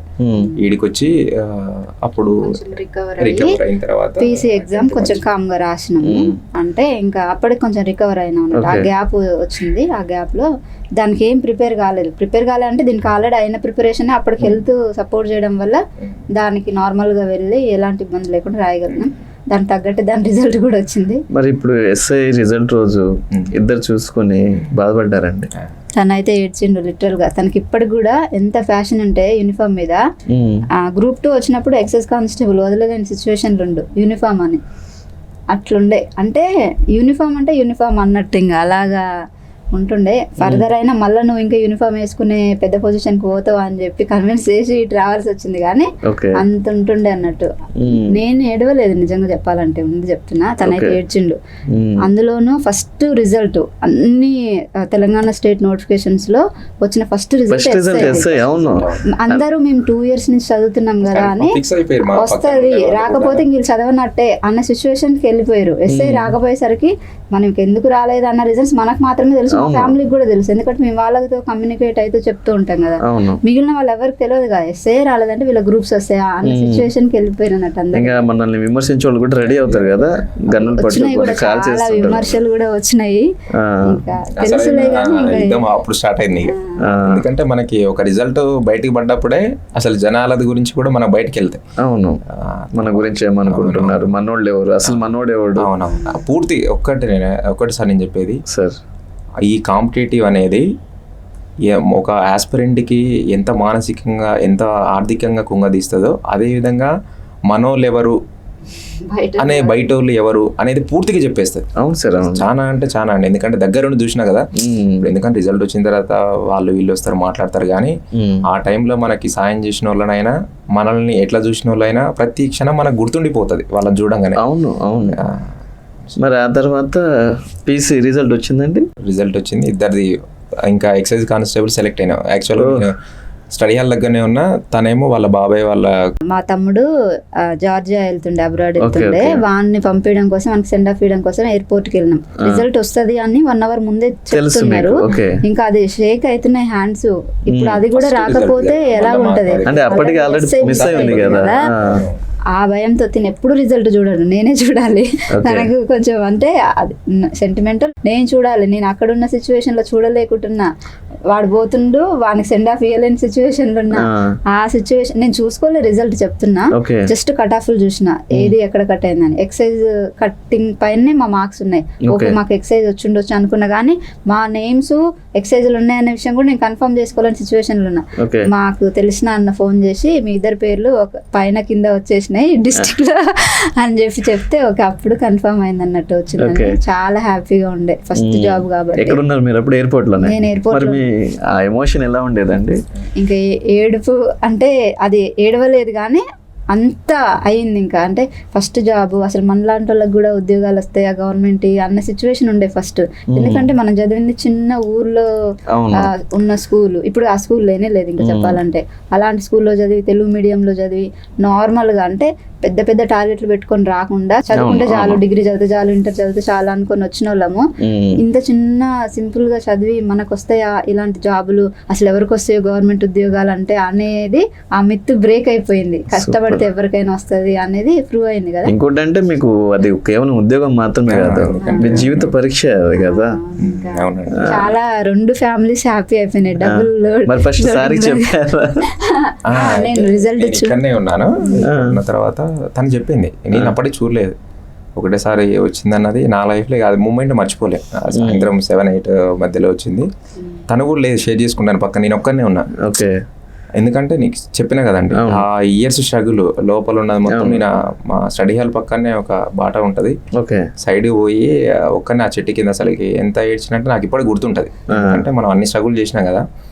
పేరెంట్స్ కూడా కాల్ చేసి మాట్లాడకుండా ఏడుస్తుండ ఏమైందని చెప్పమని అడుగుతుంటే వాళ్ళు. అక్కడ ఉన్నప్పుడు ఒక ఆయన ముస్లిం అతను ఉండే, ఇద్దరు మాట్లాడుకుంటుంటే నేను పక్కకి ఏడుస్తుంటే వచ్చి ఏమైంది బేటా అన్నాడు. ఏమైందంటే బాబా ఇట్లా జాబ్ వచ్చిందని అంటే, పాపం బిడ్డ ఎంత కష్టపడ్డాడో అసలుకి కన్నీళ్ళలోనే తెలుస్తుందని ఆయన చెప్పిండు. అసలు ఇప్పటికి మర్చిపోనది అసలుకి లైఫ్లో మర్చిపోలేండి సార్ ఆ మూమెంట్ అనేది. అమ్మోళ్ళకి ఫోన్ చేసి ఇంకా ఏడుస్తున్నారా? ఎందుకంటే వాళ్ళు ఎన్నో రోజుల నుంచి ఎక్స్పెక్ట్ చేస్తారు మా మీద, ఎందుకంటే ప్రెజర్ పెట్టకుండా ఒకటి వస్తే బాగుండు, ఏదో ఒకటి నిలదొక్కుని వాళ్ళు బతుకుతారు. ఇన్ని ప్రెజర్స్ ఇవన్నీ తట్టుకొని వాళ్ళు కూడా మన పెయిన్ని మనం ఎంత భరిస్తామో వాళ్ళు మనకంటే ఎక్కువ భరిస్తారు మనతో చెప్పకుండా. సో ఒకటేసారి చెప్పేసరికి వాళ్ళు కూడా ఎమోషనల్ అయ్యారు. అంటే మా మమ్మీ అయితే ఆ రోజు నైట్ మొత్తం నిద్రపోలే. ఇంకా అంటే అది ఆనందమో ఇంకేదో తెలియదు కానీ ఆ ఫీలింగ్ అంటే అన్ని డేస్ స్ట్రగుల్ ఉంటది కదా. ఇప్పుడు అందరు వద్దంటుంటే చదివించడము, 8వ తరగతిలో పెళ్ళి అనుకుంది, ఇన్ని అవుతుంటే ముందరికి వచ్చినాం కదా. అంటే అసలు అది ఏం మాకు కూడా డే అంతా నిద్ర రాలే, ఆ నైట్ మొత్తం నిద్ర రాలే. అది ఎందుకో తెలియదు కానీ ఫస్ట్ జాబ్ చిన్నదైనా సరే కానీ ఒక గవర్నమెంట్ జాబ్ మేము కూడా వచ్చింది మాకు కూడా అన్న ఫీలింగ్ నిజంగా నిద్రపోలే ఆ ఫీలింగ్ అయితే. మా నాన్నగారు కూడా సార్ అది ఫస్ట్ టైం, రెండోసారి ఆయన ఏడవడంగా చూడడం, ఎన్నో కష్టాలు అనుభవించినా అయ్యలు వచ్చినప్పుడు ఎమోషనల్ అయ్యింది బాగా అవుతారు కదా. ఎందుకంటే అప్పటికే ఫస్ట్ టైం నేను లైఫ్లో చూసింది ఎప్పుడు అంటే ఎలక్షన్లో అట్లా అయినప్పుడు ఇద్దరు అమ్మ నాన్న కలిసి నైట్ ఏడ్చినప్పుడు చూసిన ఆ బాధ. రెండోసారి అదే రివర్స్ వచ్చింది, ఎందుకంటే వాళ్ళు మన ద్వారానే కదా ఏమున్నా వాళ్ళు కోరుకునేది, మన ఆనందమే వాళ్ళది. అంతే సార్, అప్పటిదాకా బాధతో ఏడ్చుంటారు, ఇది ఆనంద బాష్పాలతో ఏడ్చుంటారు. ఎందుకంటే ఎంతో మంది మా నాన్న అమ్మ ఎప్పుడైతే యాక్సిడెంట్ అయిందో లారీకి వెళ్ళలేదు, డ్యూటీకి, ఇంటికాడ కూరగాయలు వేసేది. కొంతమంది ఊళ్ళో కూడా అనేదంట, ఎందుకంటే నేను లేనప్పుడు కూడా కూరగాయలు వేసి ఏం పండిస్తాడు ఈయన, పిల్లలకి ఇంత పెట్టి ఎందుకు చదివిపిస్తుండు అని అంటే కూడా మా నాన్న తిప్పికొట్ట ఆ మాటలని కూడా. ఫస్ట్ అన్నిటికంటే ముఖ్యం చదువు, నేను ఎంతనైనా పెడతా అన్నట్టు ఆయన ఆ మోటివేషన్ తోడిపోయింది. కాబట్టి అందరు అన్న మాటలకి నేను ప్రతిఫలం లేక భావించిండు ఆయన. ఓకే, అలాగే ఇద్దరికి ఒకటే జాబ్ వచ్చింది ఒకటేసారి. అంటే వాళ్ళ నమ్మకాన్ని మీరు అమ్మో చేయలేదు, మరి జాబ్ వచ్చేసింది ఇద్దరికి. నాకు తెలిసి 2 కుటుంబాల్లో ఒక పెద్ద పండగ వాతావరణం కదా. ఇంకా పెద్ద పండుగ ఏంటంటే మేము ఇద్దరు మ్యారేజ్ చేయడం. మరి మ్యారేజ్ ప్రపోజల్ స్టార్ట్ అయింది అప్పుడే, అంటే ఇంట్లో నుంచి స్టార్ట్ అవుతుంది కదా, ఎప్పుడు చేసుకుంటారా ఏంటి అని. కానీ అప్పటికే నోటిఫికేషన్స్ ఉన్నాయి కదా సార్, నోటిఫికేషన్స్ రిలీజ్ అయినాయి, ఎగ్జామ్ డేట్స్ కూడా అనౌన్స్ అయినాయి. కాబట్టి ఎగ్జామ్స్ రాసిన తర్వాత మ్యారేజ్ చేసుకుంటామని అన్నారు వాళ్ళు కూడా. ఏమి ఇబ్బంది అంటే Group 2 Group 3 కూడా రాస్తామన్నారు అప్పుడే. ఆల్రెడీ అప్పటికే Group 4 కూడా రాసినాము. Group 4 తర్వాత ఎక్సైజ్ ఆల్రెడీ జాయిన్ అయిపోయినా 2024 ఏప్రిల్లో ఓకే జాయిన్ అయిపోయి నాది ఫస్ట్ బ్యాచ్ ట్రైనింగ్ ఉండే, తనదేమో ఫీల్డ్ ట్రైనింగ్లో ఉండే. ఆ ట్రైనింగ్ మధ్యలోనే గ్రూప్ 4 రిజల్ట్ రావడము, నాదేమో ఇరిగేషన్ డిపార్ట్మెంట్ రావడం, తనకేమో ఓయిలో జూనియర్ అసిస్టెంట్ రావడం. మీ యుద్ధం మళ్ళీ గ్రూప్ 2 మీద స్టార్ట్ చేశారు. అప్పటికి మళ్ళీ ఏమైందంటే మేము ఏ విధంగా అయితే గ్రూప్ 1 వేసేసరికి 2 పడవల మీద కాలేసినాము, మళ్ళీ ఇక్కడికి వచ్చేసరికి మళ్ళీ గ్రూప్ 1 గ్రూప్ 2 అయిపోయింది ఈసారి. అయ్యో, ఎందుకంటే అన్ని రోజులు చదివినాం గ్రూప్ 1కి, అటెంప్ట్ ఇవ్వాలనే మనసులా. అవును, అరే అటు సైడ్ చూస్తేనే గ్రూప్ 2 కూడా ఉండే. అవును, అప్పుడు ఒక డెసిషన్ తీసుకున్నాం, అంటే గ్రూప్ 2 రాకుండా ఏం పర్లేదు, ఒక జాబ్ అయితే ఉంది కదా, గ్రూప్ 1కే గట్టి కూర్చుందాం, పోతే పోయింది, మళ్ళీ ఇంకోసారి రాసుకుందాం అంటే గ్రూప్ 2 కైనా. కానీ ఇన్ని డేస్ చదివినాం కదా, దీన్ని వదలలేమో అన్న ఉద్దేశంలో గ్రూప్ 1కే చదివినాం. గ్రూప్ 1 అయిపోయిన తర్వాత తక్కువ గ్యాప్లోనే గ్రూప్ 2 ఉండేసరికి దానికి అంత ఎఫర్ట్స్ పెట్టలేకపోయినా, బట్ ఆ ప్రిపరేషన్ దీనికి కూడా యూజ్. మీ ప్రిపరేషన్ అంటే మీరు గట్టి ప్రిపేర్ అయింది మాత్రం గ్రూప్ 1కి సార్. ఫస్ట్ ఇళ్ళకి దిగింది కూడా ఫస్ట్ గ్రూప్ 1 తోటే. కానీ కొన్ని పరిస్థితులలో చెప్పినా కదా, ఇట్లా ఎస్ఐకి పోవడము, అది రాయడము, ఇది రాయడం అన్నట్టు ఉండే. లాస్ట్ మూమెంట్లో మేము డ్యూటీ ఎక్కిన తర్వాత ఎక్సైజ్లో ఒక 3-4 months ఉండే గ్రూప్ 1కి. ఓకే, కరెక్ట్గా అంటే దానికంటే ముందు ఎగ్జామ్ గ్రూప్ 1కి అనౌన్స్ చేయ ముందుకు గ్రూప్ 2 మీద కూర్చున్నాం. ఒకటేసారి గ్రూప్ 2 మళ్ళీ 3rd or 4th టైము మళ్ళీ పోస్ట్ పోన్ అయిపోయింది. అవును అవును, మళ్ళీ గ్రూప్ 2 ఎప్పుడు జరుగుతుందో తెలియదు కానీ గ్రూప్ 1 మీద కూర్చున్నాం. గ్రూప్ 1 మీద కూర్చొని కొన్ని రోజులు గ్రూప్ 2 అనౌన్స్ చేసి, అంటే న్యాయ వివాదాలు ఉన్నాయి కదా అప్పటికి గ్రూప్ 1 మీద. అయినా కూడా అప్పటికి ఎగ్జామ్ జరుగుతుంది అన్నట్టు అందరు అంటున్నారు. సరేలే కూర్చుందాంలే, తర్వాత టైం ఉంది 2 months అన్నట్టు గ్రూప్ 1 మీద కూర్చున్నాం. కూర్చున్న తర్వాత అక్టోబర్ ఎండింగ్ వరకు రాసినాము. అది రాసిన తర్వాత అప్పటి వరకు గ్రూప్ 1 ఏమో ఆన్సర్ రైటింగ్ కదా, నెక్స్ట్ November 17-18 గ్రూప్ 3 ఉండే. ఓకే, ఆ బిట్వీన్ టైంలో జస్ట్ కరెంట్ అఫైర్స్ రివిజన్ చేసుకుంటానికి కూడా టైం లేకపోయా. అవును, అది అయిపోయిన తర్వాత 1 monthకే గ్రూప్ 2. గ్రూప్ 2 ఆ 1 monthలో ఇక మా కాడ ఉన్న సబ్జెక్ట్ జిఎస్ సంబంధించింది రివిజన్ చేసుకొని వెళ్ళి అటెంప్ట్ ఇచ్చేసినాం. మరి భయం వేసిందా అండి? చాలా వేసింది సార్, ఎందుకంటే గ్రూప్ 1 రాసిన తర్వాత ఫస్ట్ ఎగ్జామ్ అయిపోయినంత ఫ్రీడమ్ అయితే వచ్చింది. ఆ ఆన్సర్ రైటింగ్ ప్రతిరోజు 6 days ఇట్లా 7 days రాస్తాం కదా, రాసిన తర్వాత ఆ ప్రెజర్ పోయి ఎగ్జామ్ రాసేటప్పుడు ఆ 6 days ఉన్నంత ప్రతిరోజు ఎగ్జామ్ ప్రెజర్ నాకు గ్రూప్ 3 గ్రూప్ 2లో అనిపించలే. ఎందుకంటే 150 ప్రెజర్ రాసాం గ్రూప్ 2 గ్రూప్ 3, ఎందుకంటే మేము టార్గెట్ చేసింది అది కాబట్టి దాని మీద ప్రెజర్ అంతా పోయింది. వీటికి మనం అంత టార్గెటింగ్ పెట్టుకొని ప్రిపేర్ అవ్వకపోవడము లేకపోతే ఏదో తెలియదు, కానీ ఫ్రీ మైండ్ తోనే రాసినాం ఈ ఎగ్జామ్స్ అయితే. సో గ్రూప్ 1 అయిపోయిన తర్వాత గ్రూప్ 3 మీద కూర్చున్నారు. ఇప్పుడు గ్రూప్ 3 గ్రూప్ 2 సిలబస్ సేమ్ కాబట్టి మనకు ఒక పేపరే కదా యాడ్ చేసుకోవాల్సింది. తెలంగాణ మూమెంట్ ఒకటి యాడ్ చేసుకుంటే సరిపోతుంది. గ్రూప్ 3 రాసినప్పుడు ఏమనిపించింది? జాబ్ వస్తుంది అనిపించిందా? మరి అంటే నాకు కొంచెం లోపల అనిపించింది, అలా నేను కరెక్ట్ సిలబస్ కవర్ చేయలేదేమో. ఎందుకంటే ఒక ఎగ్జామ్కి లాస్ట్ 3-4 months చాలా క్రూషియల్ రివిజన్ చేసేటప్పుడు. ఎందుకంటే గ్రూప్ 1 గ్రూప్ 3 గ్రూప్ 2 అనేది పూర్తి కొంచెం ఆపోజిట్ ఆన్సర్ రైటింగ్ అని చదివే విధానమైన. గ్రూప్ 3 వచ్చేసరికి కరెంట్ అఫైర్స్ కానీ 1-2 సార్లు రివిజన్ చేసుకోవడం, అది కవర్ కాలేకపోయింది గ్రూప్ 3కి. అసలు ఒకటే రివిజన్ తో వెళ్ళినాం. రివిజన్ అంటే ఒకసారి చదివినాం అంతే, రాసిన కరెంట్ అఫైర్స్. మేము ఎప్పుడు కరెంట్ అఫైర్స్ నోట్స్ రాసే అలవాటు ఉంది.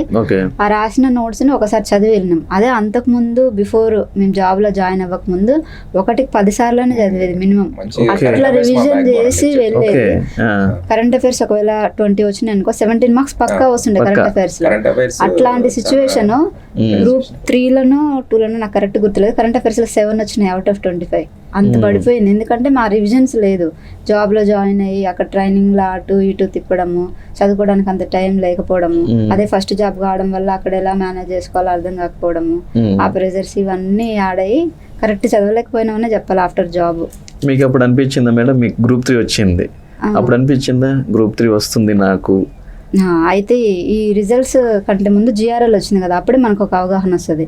జిఆర్ఎల్ వచ్చినప్పుడు నేను ట్రైనింగ్ లో ఉండే, అన్ని ఎగ్జామ్స్ అయిపోయిన తర్వాత మాకు ట్రైనింగ్ ఉంది. మాది ఎక్సైజ్ ఎలాగంటే బ్యాచ్ వైజ్ ఉంటుంది. నాది లాస్ట్ బ్యాచ్, నాదంటే కాదు ఆల్ ఉమెన్స్ అందరిది, ఎక్సైజ్ ఉమెన్స్ అందరిది. సో అన్ని ఎగ్జామ్స్ అయిపోయినాయి కదా, ట్రైనింగ్ అయిపోయిన తర్వాత మ్యారేజ్ చేసుకుందాం అన్న ఉద్దేశంలో నేను కూడా ట్రైనింగ్కి వెళ్ళినా. నేను ట్రైనింగ్లో ఉన్నప్పుడే జిఆర్ఎల్ వచ్చినాయి 1, 2, 3 అన్ని. ఇంకా అప్పుడు ఎట్లా అంటే అప్పటి వరకు ఫుల్ హోప్స్తో ఉండే, మంచిగా రాసినాం వస్తాయి అన్న ఉద్దేశంలో. కాకపోతే అంటే నేనైతే డిపెస్ట్గా లో అయిందంటే ఆ జిఆర్ఎల్ అని. ఎందుకు మేడం? ఎందుకంటే గ్రూప్ 1 మార్క్స్ చూసుకుంటే అది రాదు, 385 వచ్చినాయి మార్క్స్. గ్రూప్ 1 రాదు. గ్రూప్ 2లో నాది 2018 ర్యాంక్. ఎలా చూసుకున్నా నాకు వచ్చే ఛాన్సెస్ లేవు. అంటే గ్రూప్ 1 వాళ్ళని తీసేస్తే వస్తుందేమో కానీ అది తీస్తారో తీయరో తెలియదుగా, అది కూడా రాదు. 3 అటు ఇటుగా ఉండే, కంపల్సరీగా వస్తుంది అన్న హోప్ అక్కడ లేదు. అంటే వస్తుంది అని చెప్పుకునేలా క్యాలిక్యులేట్ చేయడానికి రాదు. ఎందుకంటే అలా రకరకాల పోస్టులు ఉన్నాయి, స్టేట్ ఉంది, జోన్ ఉంది కాబట్టి చేసుకోనికి రాదు కాబట్టి అది కూడా తెలియదు.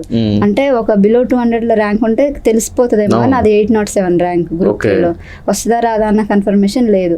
ఇంకా ఏది రాదు, 1 రాదు, 2 రాదు, 3 రాదని మైండ్ ఫిక్స్ అయిపోయారు. మరి సార్ ర్యాంక్ ఎంత ఉండేప్పటికి? గ్రూప్ 1 తనది కూడా సేమ్ 395 తనకు మార్క్స్ వచ్చినాయి. 395 ర్యాంక్ మార్క్స్ ఈక్వల్ గా వచ్చినాయి దాంట్లో దీంట్లో, కానీ బ్యాలెన్స్ చేసుకుంటే ఏమొస్తుంది, టాప్ లో ఉండాలి కదా, అలా అయింది. గ్రూప్ 2 తనకు వస్తుందని హోప్ ఉంది. గ్రూప్ 3 కూడా అటు ఇటుగానే ఉండే. మా కేటగిరీకి క్యాల్కులేట్ చేసుకొని వస్తుంది అన్న కాన్ఫిడెన్స్ అయితే గ్రూప్ 3 మీద ఇద్దరం లేదు. 2 వస్తుంది అనేది ఉంది కానీ కంపల్సరీ అనేది లేదు తనది కూడా. సో అలా ఉన్న సిచ్యువేషన్, ఇంకా ఇద్దరికి ఏది వచ్చేది లేదు అన్న పరిస్థితి ఉంది. నేను ట్రైనింగ్ లో ఉన్న ఆ రిజల్ట్ చూసుకోవడం వెంటనే గ్రౌండ్ కి వెళ్ళడం అట్లుండే. అసలు ఆ పెయిన్ కనీసం ఒక వారానన్నా గ్యాప్ ఉంటే కోలుకుంటాం వెంటనే అయ్యేసరికి అప్పుడైతే చాలా లో అయిపోయినాం. అంటే ఇంకేది రాదు గ్రూప్స్ లో, చిన్న జాబ్ లోనే చేయాలి అన్నది పాయింట్ ఒకటి స్ట్రైక్ అయి ఉండే. అసలు ఇంకా చెప్పలేనంత ఏడుపు వచ్చింది. గ్రౌండ్ లో మామూలు గ్రౌండ్ చేపిస్తారు కదా ట్రైనింగ్ లో, నేను చేయలేక పర్మిషన్ తీసుకొని రూమ్ కి వచ్చేసిన. ఆ ఏడుపు అక్కడ అసలు వాళ్ళు చేస్తున్న నా మైండ్ అక్కడ లేదు, అట్లా ఉండే సిచ్యువేషన్ ఆ జిఆర్ఎల్ చూసినప్పుడు అయితే. తర్వాత స్లోగా కొంచెం క్యాల్కులేట్ చేసి చూసి తన గ్రూప్ 2 పక్కా వచ్చేలాగా ఉంది, నాది గ్రూప్ 3 ఛాన్సెస్ ఉన్నాయి అన్నట్టు అనిపించింది. ఇంకా రిజల్ట్స్ లో ఇవి వచ్చినాయి. గ్రూప్ 2 రిజల్ట్ అప్పుడు ఎవరు చూసారు? మళ్ళీ ఫస్ట్ మళ్ళీ మేడమే. నేను యాక్చువల్గా అప్పుడు షాద్నగర్ వెళ్తుంటే మా ఎస్ఐ సార్ వాళ్ళ కూతురిది బర్త్డే ఉంటే వెళ్తుంటే 1:1 లేదు సార్ అది నాది. జిఆర్ఎల్ వచ్చినప్పుడు నేను ఫిక్స్ అయిపోయినా రాదు, ఎందుకంటే చాలా నాకు, ఎందుకంటే ఆ టైంలో నేను చేసిన స్ట్రగుల్ మళ్ళీ గుర్తొస్తున్నారు. ఇంత కష్టపడితే ఇంత చేస్తే మళ్ళీ రాదా ఏందనుకున్న టైంలో తనకు ఫోన్ చేసింది, ఏం కాదు 1:1 కాదు 1:2 వస్తుంది, 100% నువ్వు వాళ్ళు ఉంటావు. నేను అయితే ఆ టైంలో ఇంటికా నుంచి ఫోన్లు వస్తున్నాయి, నాకంటే ఎక్కువ అమ్మ నాన్న బాగా చూస్తున్నారు. ఏమైంది రిజల్ట్ ఏమైందని ఫోన్ చేసేసరికి ఒకటే చెప్పేసిన, రాదు, హోప్స్ పెట్టుకోకరి. ఓకే, జీరాలు చూసినప్పుడు ఎందుకంటే హోప్ ఇచ్చిన తర్వాత రాలేదనుకో ఇంకా చాలా బాధపడతారు.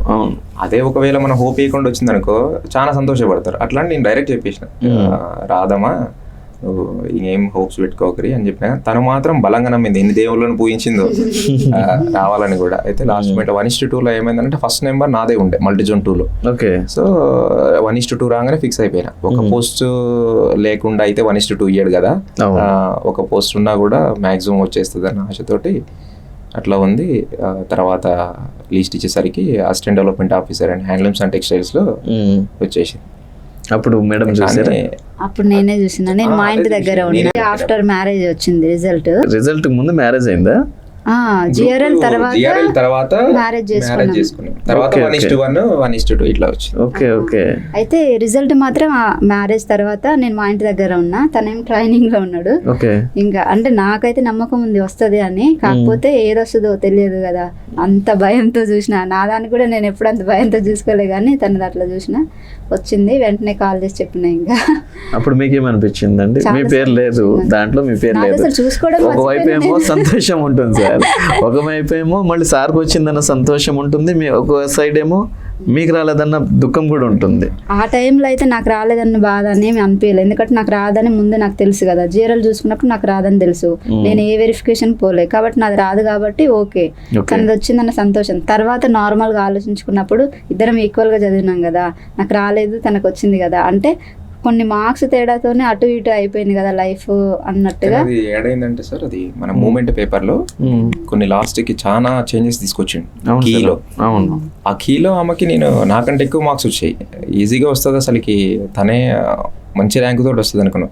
ఒకటేసారి ఆ ఎన్నైతే చేంజెస్ చేసిరో ఆ చేంజెస్ లో అందరికి కలిసినాయి. తన ఆ చేంజెస్ కంటే ముందు అన్ని రైట్ అయినాయి, 1-2 తప్ప మిగతా రైట్ అయినాయి. ఒకటేసారి అన్ని క్వశ్చన్స్ డ్రాప్ అయిపోయేసరికి ఎక్కడికో ర్యాంక్ వెళ్ళిపోయింది. పేపర్ 4 ఎక్కువ ఎఫెక్ట్ పడింది. ఎఫెక్ట్ పడడం అంటే కీ చేంజెస్ చేయడం వల్ల 1 2 3 పెట్టిన రైట్ అనడం, కొన్ని డిలీట్ చేయడం, అట్లా చేయడం వల్ల ఏమైంది, ఆల్రెడీ రాంగ్ అయిన పర్సన్ కి డిలీట్ చేసిన క్వశ్చన్ ప్లస్ అయిపోయింది, నాకు రైట్ అయ్యే క్వశ్చన్ అది డిలీట్ అయిపోయింది. అలా నా మార్క్స్ పేపర్ 4 లో చాలా మైనస్ అయినాయి. అదే దెబ్బ పడింది ఇంకా. మరి రిజల్ట్ చూసిన తర్వాత సార్కి ఫోన్ చేశారా మీరు? వెంటనే కాల్ చేసి అప్పుడు ఎక్కడున్నారు సార్? నేను అకాడమీలో ఉన్నా, ట్రైనింగ్ అకాడమీలో ఉన్నా. చాలా హ్యాపీగా అనిపించింది. ఎందుకంటే రాగానే తను చెప్పంగానే అమ్మకి నాన్నకి ఫోన్ చేసి చెప్పిన. అప్పటికి తను చెప్పింది, అప్పటికి చెప్తానే ఉంది, వస్తుంది చూడు అమ్మ నాన్నకి చెప్పింది, వస్తుంది చూడు అత్తమ్మ ఇట్లా చెప్పింది. లాస్ట్కి ఒకటేసారి నేను కూడా ఫోన్ చేసరికి వాళ్ళు ఇక బర్స్ అయిపోయారు. ఒక లెవెల్కి వెళ్ళినాం, కనీసం మనం చదివిన చదువు కన్నా ఫీలింగ్ అప్పుడు వచ్చింది. ఆ తర్వాత మళ్ళీ గ్రూప్ 3 రిజల్ట్. ఆ తర్వాత గ్రూప్ 3 వచ్చింది. అయితే గ్రూప్ 3లో కొంతమంది అప్పుడు మూమెంట్ లెక్క తీసుకొచ్చేసారు. అది ఎట్లా అంటే గ్రూప్ 2 వాళ్ళు ఇట్లా చేయకూడదు. అయితే నాకు కూడా వెరిఫికేషన్ వచ్చింది, కానీ తను మిస్ అయింది కదా గ్రూప్ 2లో. ముందల వాళ్ళ వల్ల ఒక మార్జిన్లో వెళ్ళిపోయింది, మరీ ఎక్కువ గ్యాప్ ఏం లేదు. కానీ నేను ఇప్పుడు నాలాంటి వాళ్ళు అటెండ్ అయ్యారు అనుకో, ఇప్పుడు గ్రూప్ 2 కంటే గ్రూప్ 3లో జాయిన్ కావడం రేర్ ఉంటారు. సో అసలు నేను ఒకవేళ అప్పటికే నాకు గ్రూప్ 4లో జరిగింది కొంచెం అనిపిస్తుంది, ఎందుకంటే మేము ఇరిగేషన్ వచ్చింది, ఒకరిది పోయింది అప్పటికే. కానీ ఇల్లు కూడా అట్లా కావద్దు, అందులో తనది ఒకసారి ఇంకా పెయిన్ చూసినాం, పోవద్దు ఇంకా ఒకరి కుటుంబం ఇంకా ముందల బాగు అన్నట్టు వెళ్ళలేదు. తనకేం గ్రూప్ 3లో ఒక మూమెంట్ నడిచిందండి గ్రూప్ 3 వెబ్, చాలా మంచిది వెబ్ ఆప్షన్. అప్పుడు నాకు తెలిసి గ్రూప్ 2 సాధించిన ఒక 400-500 మెంబర్స్ వెబ్ ఆప్షన్ కూడా తీసుకోలేదు సార్. అది మా ఏడిఓ దాంట్లో కూడా ఇప్పుడు వచ్చిన మాక్సిమం అందరికి వచ్చింది, ఎవరు పోలేదు, ఎవరు వెళ్ళలేదు సార్ అది. కానీ అది వదిలేసిన వాళ్ళకైతే హ్యాట్స్ ఆఫ్ చెప్తున్నా సార్. నిజంగా గ్రేట్. అంటే నిరుద్యోగుల ఐక్యత గెలిచింది. ఒక ఫ్యామిలీలని ఎవరైతే దాన్ని డబుల్ గ్రూప్ 2 గ్రూప్ 3 వచ్చిరో, గ్రూప్ 3 వదిలేసి గ్రూప్ 2లోనే ఉన్నారు ఆప్షన్ పెట్టుకోకుండా, వాళ్ళకైతే ఒక ఫ్యామిలీని బతికించినట్టు వాళ్ళు. అవును సార్, అవును. సో మీకు గ్రూప్ 3 వచ్చిందండి, అంటే ఈక్వల్ అయిపోయా మా అబ్బాయి అనుకున్నారా? అట్లే అనుకోలే, అంటే నేను లో లెవెల్ ఇప్పుడున్నా కానీ నేను ఫ్యూచర్లో ఉండను అని నాకు తెలుసు కాబట్టి అట్లే నేను లో అని ఎప్పుడు అనుకోలేదు. కాకపోతే అంటే గ్రూప్ 3 GRL చూసుకున్నప్పుడు ఏదో ఒక జూనియర్ లెవెల్ పోస్ట్ అయితే వస్తుంది, కానీ సీనియర్ వస్తేనే నేను జాయిన్ అయ్యే ఉద్దేశంలో ఉన్నా. ఓన్లీ నేను ఆప్షన్స్ కూడా సీనియరే పెట్టిన, జూనియర్ కొన్ని పెట్టిన, ఒక 5 to 6 డిపార్ట్మెంట్స్ బెస్ట్ పెట్టాను. అవి వస్తే వెళ్తే, లేకపోతే లేదన్న ఉద్దేశంలో ఉన్నా కాబట్టి చూసుకోగానే సీనియర్ లెవెల్ ఆడిటర్ వచ్చేసరికి అంటే ఇంకా చెప్పలేనంత ఆనందం అయి ఉండే లోపల. నాకు తెలిసి మీ 2 మండలాల్లో మీది హాట్ టాపిక్ ఉంటుంది కదా. అప్పుడైతే నిజంగానే అయ్యింది. ఉద్యోగాల మీద ఉద్యోగాలు ఇద్దరు సాధిస్తూనే ఉన్నారు. ప్రతి నోటిఫికేషన్ లో మీ పేరు. అవును సార్. 2 మండలాల్లో కనీసం ఆ రోజైనా ఏడ్చారా? ఫస్ట్ రోజు ఏడవలేదు? ఏమి ఏడవలేదు, కానీ లోపల చెప్పలేనంత ఆనందం అయింది. ఇంకా అంటే నేను ఒక్కదాన్నే ఉన్నప్పుడు, తన ట్రైనింగ్ లో ఉన్నప్పుడు నేను ఒక్కదాన్నే ఉన్నా కదా, రిజల్ట్ చూసుకున్నా. వీళ్ళకి చెప్తున్నలేగా నా లోపల ఆనందాన్ని నేను ఎక్స్ప్రెస్ చేసుకోలేకపోతున్నా, అంత ఉంటుండే. అంటే వచ్చింది ఒక లెవెల్, అయితే సీనియర్ లెవెల్ వచ్చింది అనేది చాలా సంతోషాన్ని ఇచ్చింది. పేరెంట్స్ అంటే నాకు తెలిసి మీ అమ్మగారు, ఇంకా మీ అమ్మగారు, మీ అత్త మామగారు వాళ్ళు చాలా హ్యాపీ ఫీల్ అయ్యారు. ఇద్దరు ఫ్యామిలీస్. వాళ్ళ బాబాయ్ ఎంత చేసిందంటే, ఫస్ట్ నాకు ఏదైనా జాబ్ వస్తే మా పేరెంట్స్ కంటే ముందు బాబాయ్కే ఫోన్ చేసి చెప్తా. ఈ టైంలో ఉంటాం కదా సార్, ఈ టైంలలో బంధాలు అనేవి చాలా దూరం పోతాయి, ఎవరి స్వార్థాలు. అసలు టైంలలో ఆయన ఏం బాధ్యత మొత్తం ఆయనే తీసుకున్నాడు. ఎందుకంటే ప్రతి ఒక్కటి కన్న తండ్రిగా, ఆయన మరో కన్న తండ్రిగా, ఎందుకంటే అట్లా చూసుకుంటేమని ప్రతి దానికి ఏది కావాలన్నా ఏది చేయాలన్నా ముందర నడిపించి ఆమె సక్సెస్ లో చాలా వరకు కీ రోల్ సార్. అంటే బాబాయ్ గారు చాలా కీ రోల్. మా అన్నయ్య అండ్ బాబాయ్ ఇద్దరు కూడా అని చెప్పాలి. ఇంకా చాలా స్ట్రగుల్ ఫేస్ చేసి ఇద్దరు చదివిపించారు. మెయిన్ గా అంటే కరోనా టైంలో ఇంటికి వచ్చేసినాం కదా, అప్పుడు లాక్డౌన్ పడేసి ఇంట్లో ఉన్నప్పుడు ఇంకా ఎక్కువ. మా అనేది నాకంటే 3 years పెద్ద, తను ఇంటర్మీడియట్ కంప్లీట్ అయింది. తర్వాత ఇంట్లో సిచ్యువేషన్స్ కి తను వర్క్ చేస్తుండే అన్నట్టు. ఆయన ఎదిగి ఉండు, నేను ఎదిగి ఉన్నా, పెళ్లి చేయాలి, వీళ్ళిద్దరు చేసుకోవట్లేరని మా అమ్మ అట్లా ఆలోచించి 1 side హెడేక్, మైగ్రేన్ వచ్చింది తనకి. ఆమె సిచ్యువేషన్ చూస్తేనేమో అట్లా ఉంది, నా సిచ్యువేషన్ ఇట్లుంది. ఇంకా ఏం చెప్పలేని సిచ్యువేషన్ లో మా అన్నయ్య ముందరికి వచ్చి నేను పెళ్లి చేసుకుంటా అని. కరోనా సిచ్యువేషన్ లో మా అన్న పెళ్లి చేసుకుంటా, చెల్లెని చదువుకుంటా అంటుంది కదా, నేను చేసుకుంటాలే, నీకు ఊకే మా ఇద్దరు ఇట్లా ఎవరికి పెళ్లి చేస్తలేవని నీకు ఇదైపోతుంది కదా, నేను చేసుకుంటా అని తన ముందరికి వచ్చిండు. పెళ్లి చేసుకున్నాక ఇంకా ఎక్కువ ఎలాంటి ప్రాబ్లమ్స్ వచ్చినా కానీ నాకు చెప్పకపోతుండే, ఇంట్లో ఎలా ఉన్నా కానీ నన్ను మాత్రం అసలు ఏ ఇబ్బంది లేకుండా ఇంట్లో ఏం జరిగినా చెప్పకుండా చదివిపిస్తుండే. తను కూడా చాలా ఫేస్ చేసిండు మానసికంగా. మా అన్న ఎన్నో కష్టాలు, ఎన్నో అవమానాలు, మరెన్నో నిద్రలేని రాత్రులు అనుభవించి గ్రూప్ 2 గ్రూప్ 3 ఆఫీసర్కి అయ్యారు కదండి. మీ ప్రిపరేషన్ స్ట్రాటజీ ఎలా ఉండేది, అంటే ఇద్దరిది సేమ్ ఉండేదా?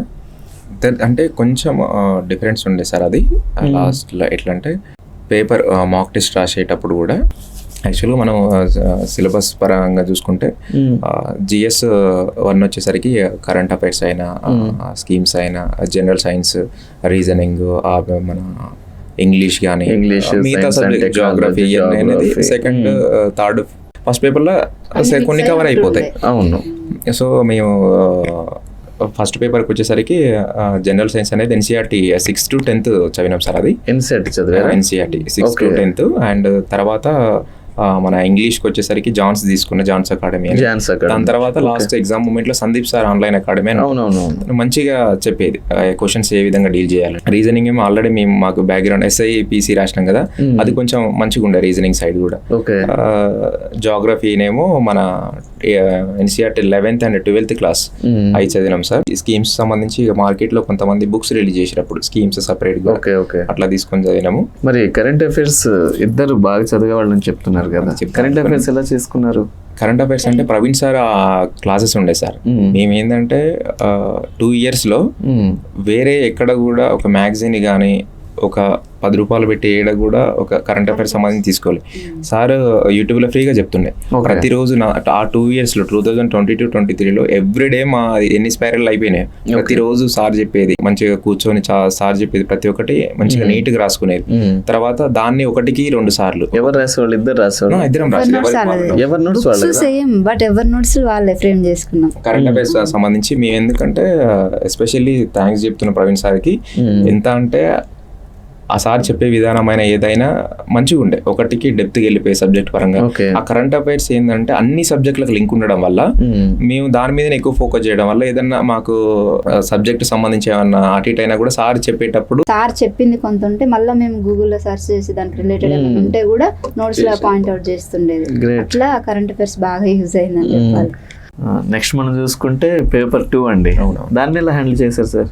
అయితే మన అందులో సెకండ్ పేపర్లో Indian history, Telangana history, society, polity ఉంటుంది. అయితే ఇండియన్ హిస్టరీకి వచ్చేసి మేము ఆల్రెడీ నేను చెప్పాను కదా 2020 ఇంటి దగ్గర ఉన్నప్పుడు వచ్చిన తర్వాత కొంచెం నోట్స్ మేక్ చేసుకున్నా ఆన్లైన్లో ఫ్రీ క్లాసెస్ అన్న అకాడమీలో చూసి కూడా. అయితే తమిళనాడు టెక్స్ట్ బుక్స్ సంబంధించి అందులో కొంచెం ఇన్ఫర్మేషన్ కొంతమంది రిఫర్ చేశారు నాకు, మంచిగా ఉంది ఇన్ఫర్మేషన్ అని కూడా. సో నేను చదివాను. అది చదివిన తర్వాత మోడర్న్ హిస్టరీకి స్పెక్ట్రమ్ ఉంది కదా, స్పెక్ట్రమ్ ఈ రెండిట్లలో నాకు ఏడైతే ఇన్ఫర్మేషన్ లేదో అది నోట్స్లో నేను రాసుకున్న నోట్స్లో కొంచెం మధ్యలో ఎక్కడైతే లేదో అక్కడ ఇంక్లూడ్ చేసుకునేటోని. తర్వాత తెలంగాణ హిస్టరీకి వచ్చేసి PNR ఉంది కదా, పబ్లికేషన్ హిస్టరీ చూసుకున్నా. దాంతోపాటు మన నిపుణ పబ్లికేషన్స్ది తెలంగాణ హిస్టరీ అని ఉంటుంది. ఈ 2 రిఫర్ చేసుకున్నాను. తర్వాత సొసైటీ ఉంది. సొసైటీ శ్రవణ్ సార్ క్లాసెస్ అని ఉండే. నేను ఒకటి ఫస్ట్ టైం సబ్స్క్రిప్షన్ తీసుకొని సార్ చెప్పేటప్పుడే నేను రఫ్గా నోట్స్ రాసుకునేది. ఎందుకంటే నాకు అది ఒకసారి చెప్పేటప్పుడు నోట్స్లో రాసుకున్నాను ఎక్కువ రోజులు గుర్తుంటుంది. అట్లా అది రాసుకున్నాను. అంటే ఇక నేను ఆ నోట్సే ఫుల్గా ఫాలో అయిపోయాను. దాని తర్వాత పాలిటీ లక్ష్మీకాంత్ సిలబస్ ఓరియంటెడ్లో చదువుకొని కరెంట్ అఫైర్స్ ఇంక్లూడ్ చేసుకుంటా ఇట్లా చదువుకున్నాను. మేడం మీరు కూడా అలాగేనా? లేదు వేరే వేరే. అంటే ఈ బుక్స్ పరంగా ఇండియన్ హిస్టరీకి వచ్చేసరికి సేమే, మోడర్న్ హిస్టరీకి స్పెక్ట్రమ్ ఇది సేమే. నేనేం నోట్స్ మేక్ చేయలే, ఓన్లీ బుక్కే ఓన్లీ సిలబస్ ఓరియంటెడ్ లో చదివిన. అండ్ యాన్షియంట్ అండ్ మిడివల్ కి వచ్చేసి తమిళనాడు టెక్స్ట్ బుక్స్ చదివిన. నోట్స్ ఏం ప్రిఫర్ చేయాలి అందులో నుంచి కూడా. తెలంగాణ హిస్టరీకి వచ్చేసరికి తెలుగు అకాడమీ చదివిన నేను, అందులో నుంచి నోట్స్ తయారు చేసిన. అది సరిపోయిందంటే ఇంకా అదే ప్రతి ఎగ్జామ్ చదివిన, ఇంకా వేరే ఏం ప్రిఫర్ చేయలేదు. సొసైటీకి వచ్చేసరికి తను నోట్స్ రాసుకుంటూ నేనేమో బుక్ చదివా సార్ది, 7th సార్ది సొసైటీ బుక్ చదివాను నేను. సో పాలిటీ ఎలా చదివేటోళ్ళండి? పాలిటీ ఇప్పుడు సిలబస్ తీసుకుంటాం కదా సార్ మనకి, ఎందుకంటే లక్ష్మీకాంత్ బుక్కి సిలబస్కి కొంచెం ఏదైనా చూస్తేనే బల్క్గా ఉంటుంది. సిలబస్ ఓరియంటెడ్లో చూస్తే కొంచెం మనకి మంచిగా అనిపిస్తుంది, చిన్నగా అనిపిస్తుంది. సో వీటికి ఏం చేసినంటే రఫ్గా నోట్స్ మనకి ఏదైతే ఇప్పుడు కొన్ని చాప్టర్స్ ఉన్నాయి, రెగ్యులేటింగ్ యాక్ట్ ఇవన్నీ కూడా ఏం చేస్తానంటే వీటి వరకు ఫస్ట్ చాప్టర్ వరకు ఒక పేపర్ ఉంటుంది చూసినా ఆ స్పైరల్లో ఒక దగ్గర రాసుకునేది.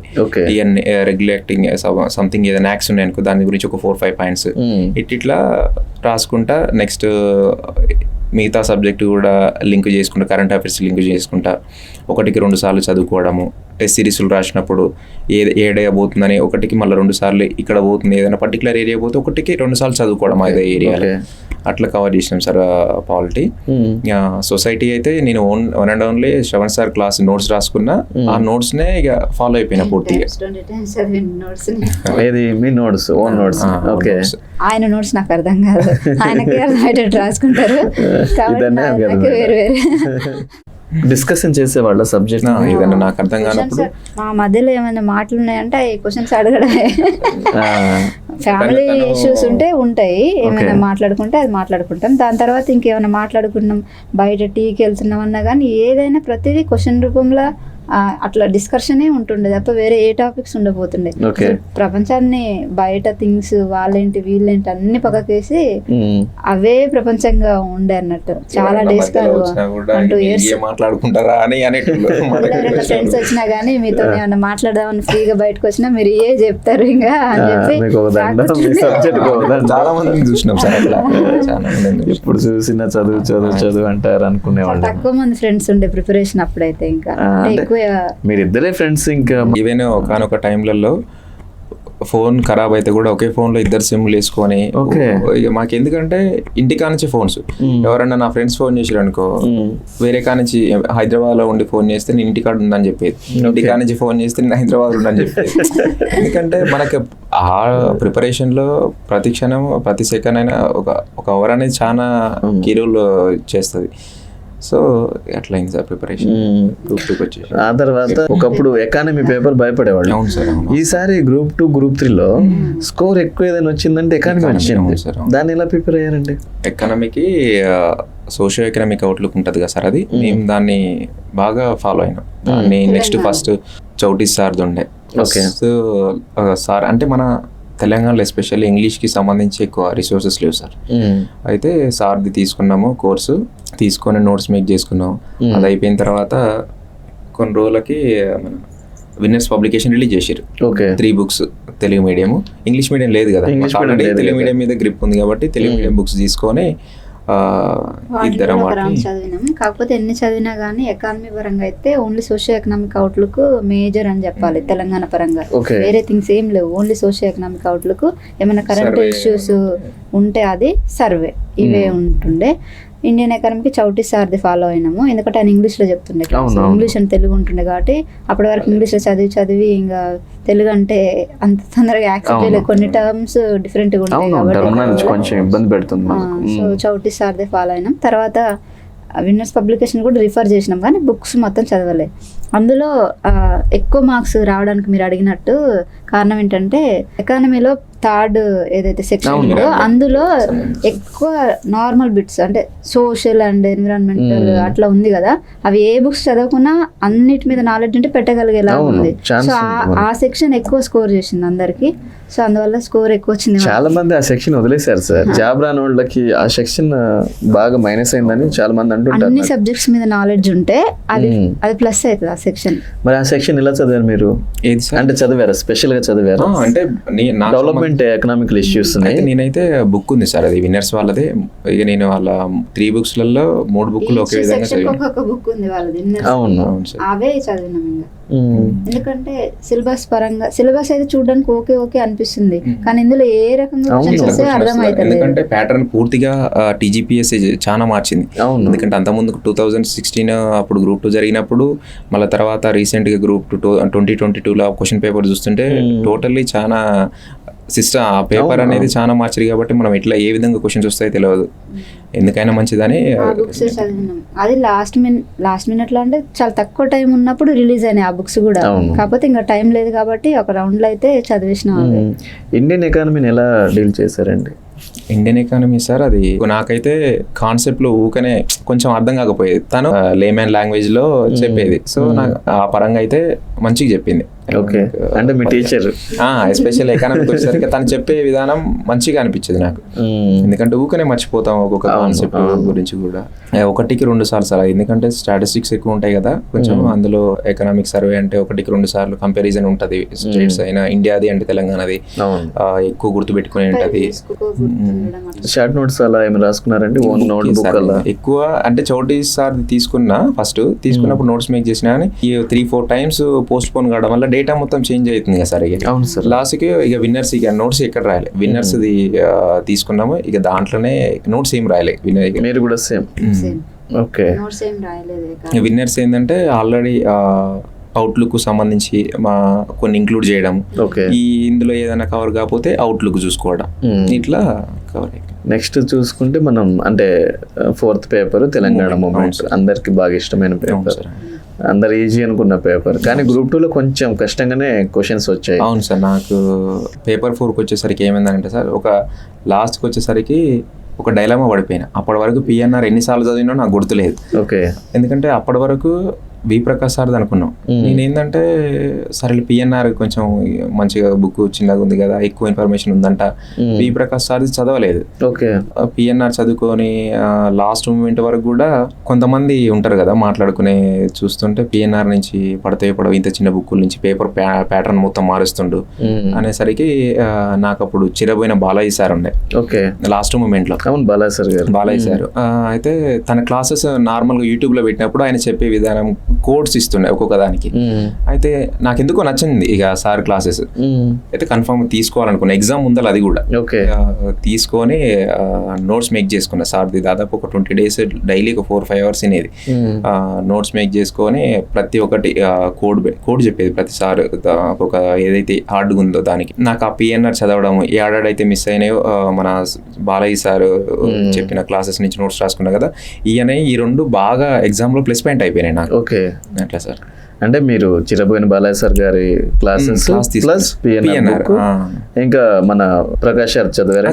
ప్రకాష్ సార్ చదవాలి. నాకు కొంచెం రిగ్రెట్ అనిపించే, ఈ మూమెంట్లో అయితే ఇంత తక్కువ టైంలో అది అయిపోదు వి ప్రకాష్ సార్ లాస్ట్ మూమెంట్లో. కానీ బాలయ్య సార్ అప్పటికి అన్నాడు కదా, నేను ఈ ఎన్ని బుక్కులని ఆల్రెడీ ఆయన లాస్ట్ టైం 2016 సార్కి మిస్ అయింది 2016లో. పేపర్ 4లో మంచిగా వచ్చినాయంట. అందులో సార్ చెప్పే విధానం ఫస్ట్ నాకు నచ్చింది. నేను అన్ని బుక్కుల నుంచి తీసుకొని చదువుతున్నా, ఎక్స్పీరియన్స్ ఉండి అల్ల నుంచి తీస్తున్న గ్రిప్స్ కూడా. గాయపడ్డ సింహం కదా, కొంచెం గట్టిగానే చెప్తారు క్లాసెస్. ఏదైతే ఇంపార్టెంట్ క్రిస్పీగా ఉందో ఆ మ్యాటర్ మొత్తం తీసేసి ఏదైతే మనకి ఎగ్జామ్ కావాలో అదే పెట్టిండి. నాకు ఎందుకు ఆయన చెప్పిన విధానం అర్థమైపోయి కోర్స్ కూడా మంచిగా నోట్స్ రాసుకున్నా. నోట్స్ ప్లస్ పిఎన్ఆర్ సార్ది మూమెంట్ కి మంచిగా ప్లస్ పాయింట్. మీరు మేడం? నేను ఓన్లీ పిఎన్ఆర్ఏ చదివాను, క్లాసెస్ ఏం వినలేదు, ఇంకా దాన్ని ఎక్కువ టైం చదివాను. ఓకే, చాలా మంది ఏం చెప్తారంటే మేడం తెలంగాణ మూమెంట్ చదివినప్పుడు కన్నీళ్ళు వచ్చేవి సార్, బాగా ఇన్వాల్వ్ అయిపోయేవాళ్ళం అంటున్నారు. మీరు అలా ఏమైనా? అయింది సార్. మేము ఫస్ట్ టైం చదివినప్పుడు అసలుకి, ఎందుకంటే తెలంగాణ ఆస్పిరెంట్ ఎవరైతే గ్రూప్స్కు ఎస్పెషల్లీ చదువుతున్నారో వాళ్ళు తెలంగాణను చూసే విధానం వేరు, నార్మల్ అంటే జనాలు అందరూ బయట వేరే సెక్టార్లో ఉండే వాళ్ళు చూసే విధానం వేరేగా ఉంటుంది. 1కి 10 సార్లు ఆ ప్రాబ్లమ్స్ విని ఇట్లా జరిగిందా, ఇట్లా జరిగిందా, అది మేము కూడా ఫేస్ చేసాం చెప్పాలంటే. ఇప్పుడు మనకు తెలంగాణకి ఈ టైంలో ఇలా సిచ్యువేషన్స్ వచ్చినాయి అని ఉన్నాయి చూసినావా, ఆ ఇంపాక్ట్స్ మా మీద కూడా పడినాయి. చదువుతుంటే మన ఊర్లలో జరిగిన సంఘటనలు గుర్తొచ్చేసారు అవి చదువుతుంటే ప్రతి ఒక్కటి. అంటే ఒకనొక మీరు చెప్పారు స్టార్టింగ్ లో, నాన్నగారు బోర్ బావు లేపించి ఎలక్ట్రికల్ ప్రాబ్లం పనిచేయక, అది 1990s లో అంటే బాగా తెలంగాణలో జరిగిన ఇష్యూనే కదా అది. అవి చదువుతుంటే మామూలుగా మనకు కొంతమంది ఉన్నారు కదా మన మూమెంట్ లో కూడా, ఒక్కొక్కరి గురించి చదువుతుంటే అనిపించే అంతా చేసిరా తెలంగాణ కోసం. వాళ్ళకందరికీ థ్యాంక్స్ చెప్పుకోవాలి, ఎందుకంటే వాళ్ళు కష్టపడి తీసుకొచ్చిన దానికి ఆ నోటిఫికేషన్స్ ఇప్పుడు వచ్చి ఆ ఫ్రూట్స్ మేము మన ఈ జనరేషన్ అనుభవిస్తుంది కాబట్టి వాళ్ళందరికీ ఎంత థ్యాంక్స్ చెప్పుకున్నా అది తగ్గంది అన్నట్టే చెప్పుకోవాలి. ఎక్కువ స్కోర్ ఏ పేపర్లో వచ్చింది మేడం మీ ఇద్దరికి? నాదైతే మూమెంట్లోనే వచ్చింది సార్. నాకు కూడా మూమెంట్లోనే వచ్చింది. అన్ని మార్క్స్ మైనస్ అయినాయి, ఎక్కువగా క్వశ్చన్స్ డిలీట్ చేయడం, లేదంటే గ్రూప్ 2 కూడా మీకు వచ్చేది. అలాగా చేంజ్ చేయడం వల్ల మార్క్స్ ఎక్కువ తక్కువ అయింది నాకు పేపర్ 4లోనే, కానీ హైయెస్ట్ స్కోర్ కూడా పేపర్ 4. ఓకే సార్, మరి డే ప్లాన్ ఎలా ఉండేది మీ ఇద్దరిది? నాది చెప్పడానికి వస్తే సార్, నేను మార్నింగ్ 6 to 8 ఉండే, హాస్టల్ దగ్గరనే కదా 100 meters ఉండేసరికి నాకేంటంటే మార్నింగ్ మామూలుగా బ్రష్ చేసేసుకొని 5:30కి అట్లా లేచేసి 6 to 8 ఒకటి ఉండే 8:30 8 or 8:30 ఓకే ఒక సబ్జెక్ట్ ఒకటి మళ్ళీ 8:30 to 10 వరకు బ్రేక్ఫాస్ట్ చేసేసి స్నానం కూడా చేసేసి వచ్చి 10 to 1 వరకు 1 or 1:30 అట్లా చదువుకునేది. తర్వాత 3 to 5:30 మళ్ళీ తర్వాత 5:30 నుంచి ఒక హాఫ్ అన్ అవర్ 1 అవర్ తీసుకొని లంచ్ చేసి వచ్చి 7:30 నుంచి మళ్ళీ 11 వరకు. ఇదే ఇక 2 years ఇదే సేమ్ షెడ్యూల్. బట్ ఒక్కొక్కసారి బుక్స్ ఒకటే ఉండి ఇద్దరం చదవాల్సి వచ్చినప్పుడు తన ఆఫ్టర్నూన్ చదివేది, నేను మార్నింగ్ చదివేది, నేను మార్నింగ్ చదివేది, తన ఆఫ్టర్నూన్ చదివేది. మార్నింగ్ షెడ్యూల్ ఏది చదివారండి ఎక్కువ అంటే ఇక మనం షెడ్యూల్ నాది ఎట్లుందంటే సార్ వీక్లీ పెట్టుకున్నా, ఎకానమీ లాంటివి ఉన్నాయి.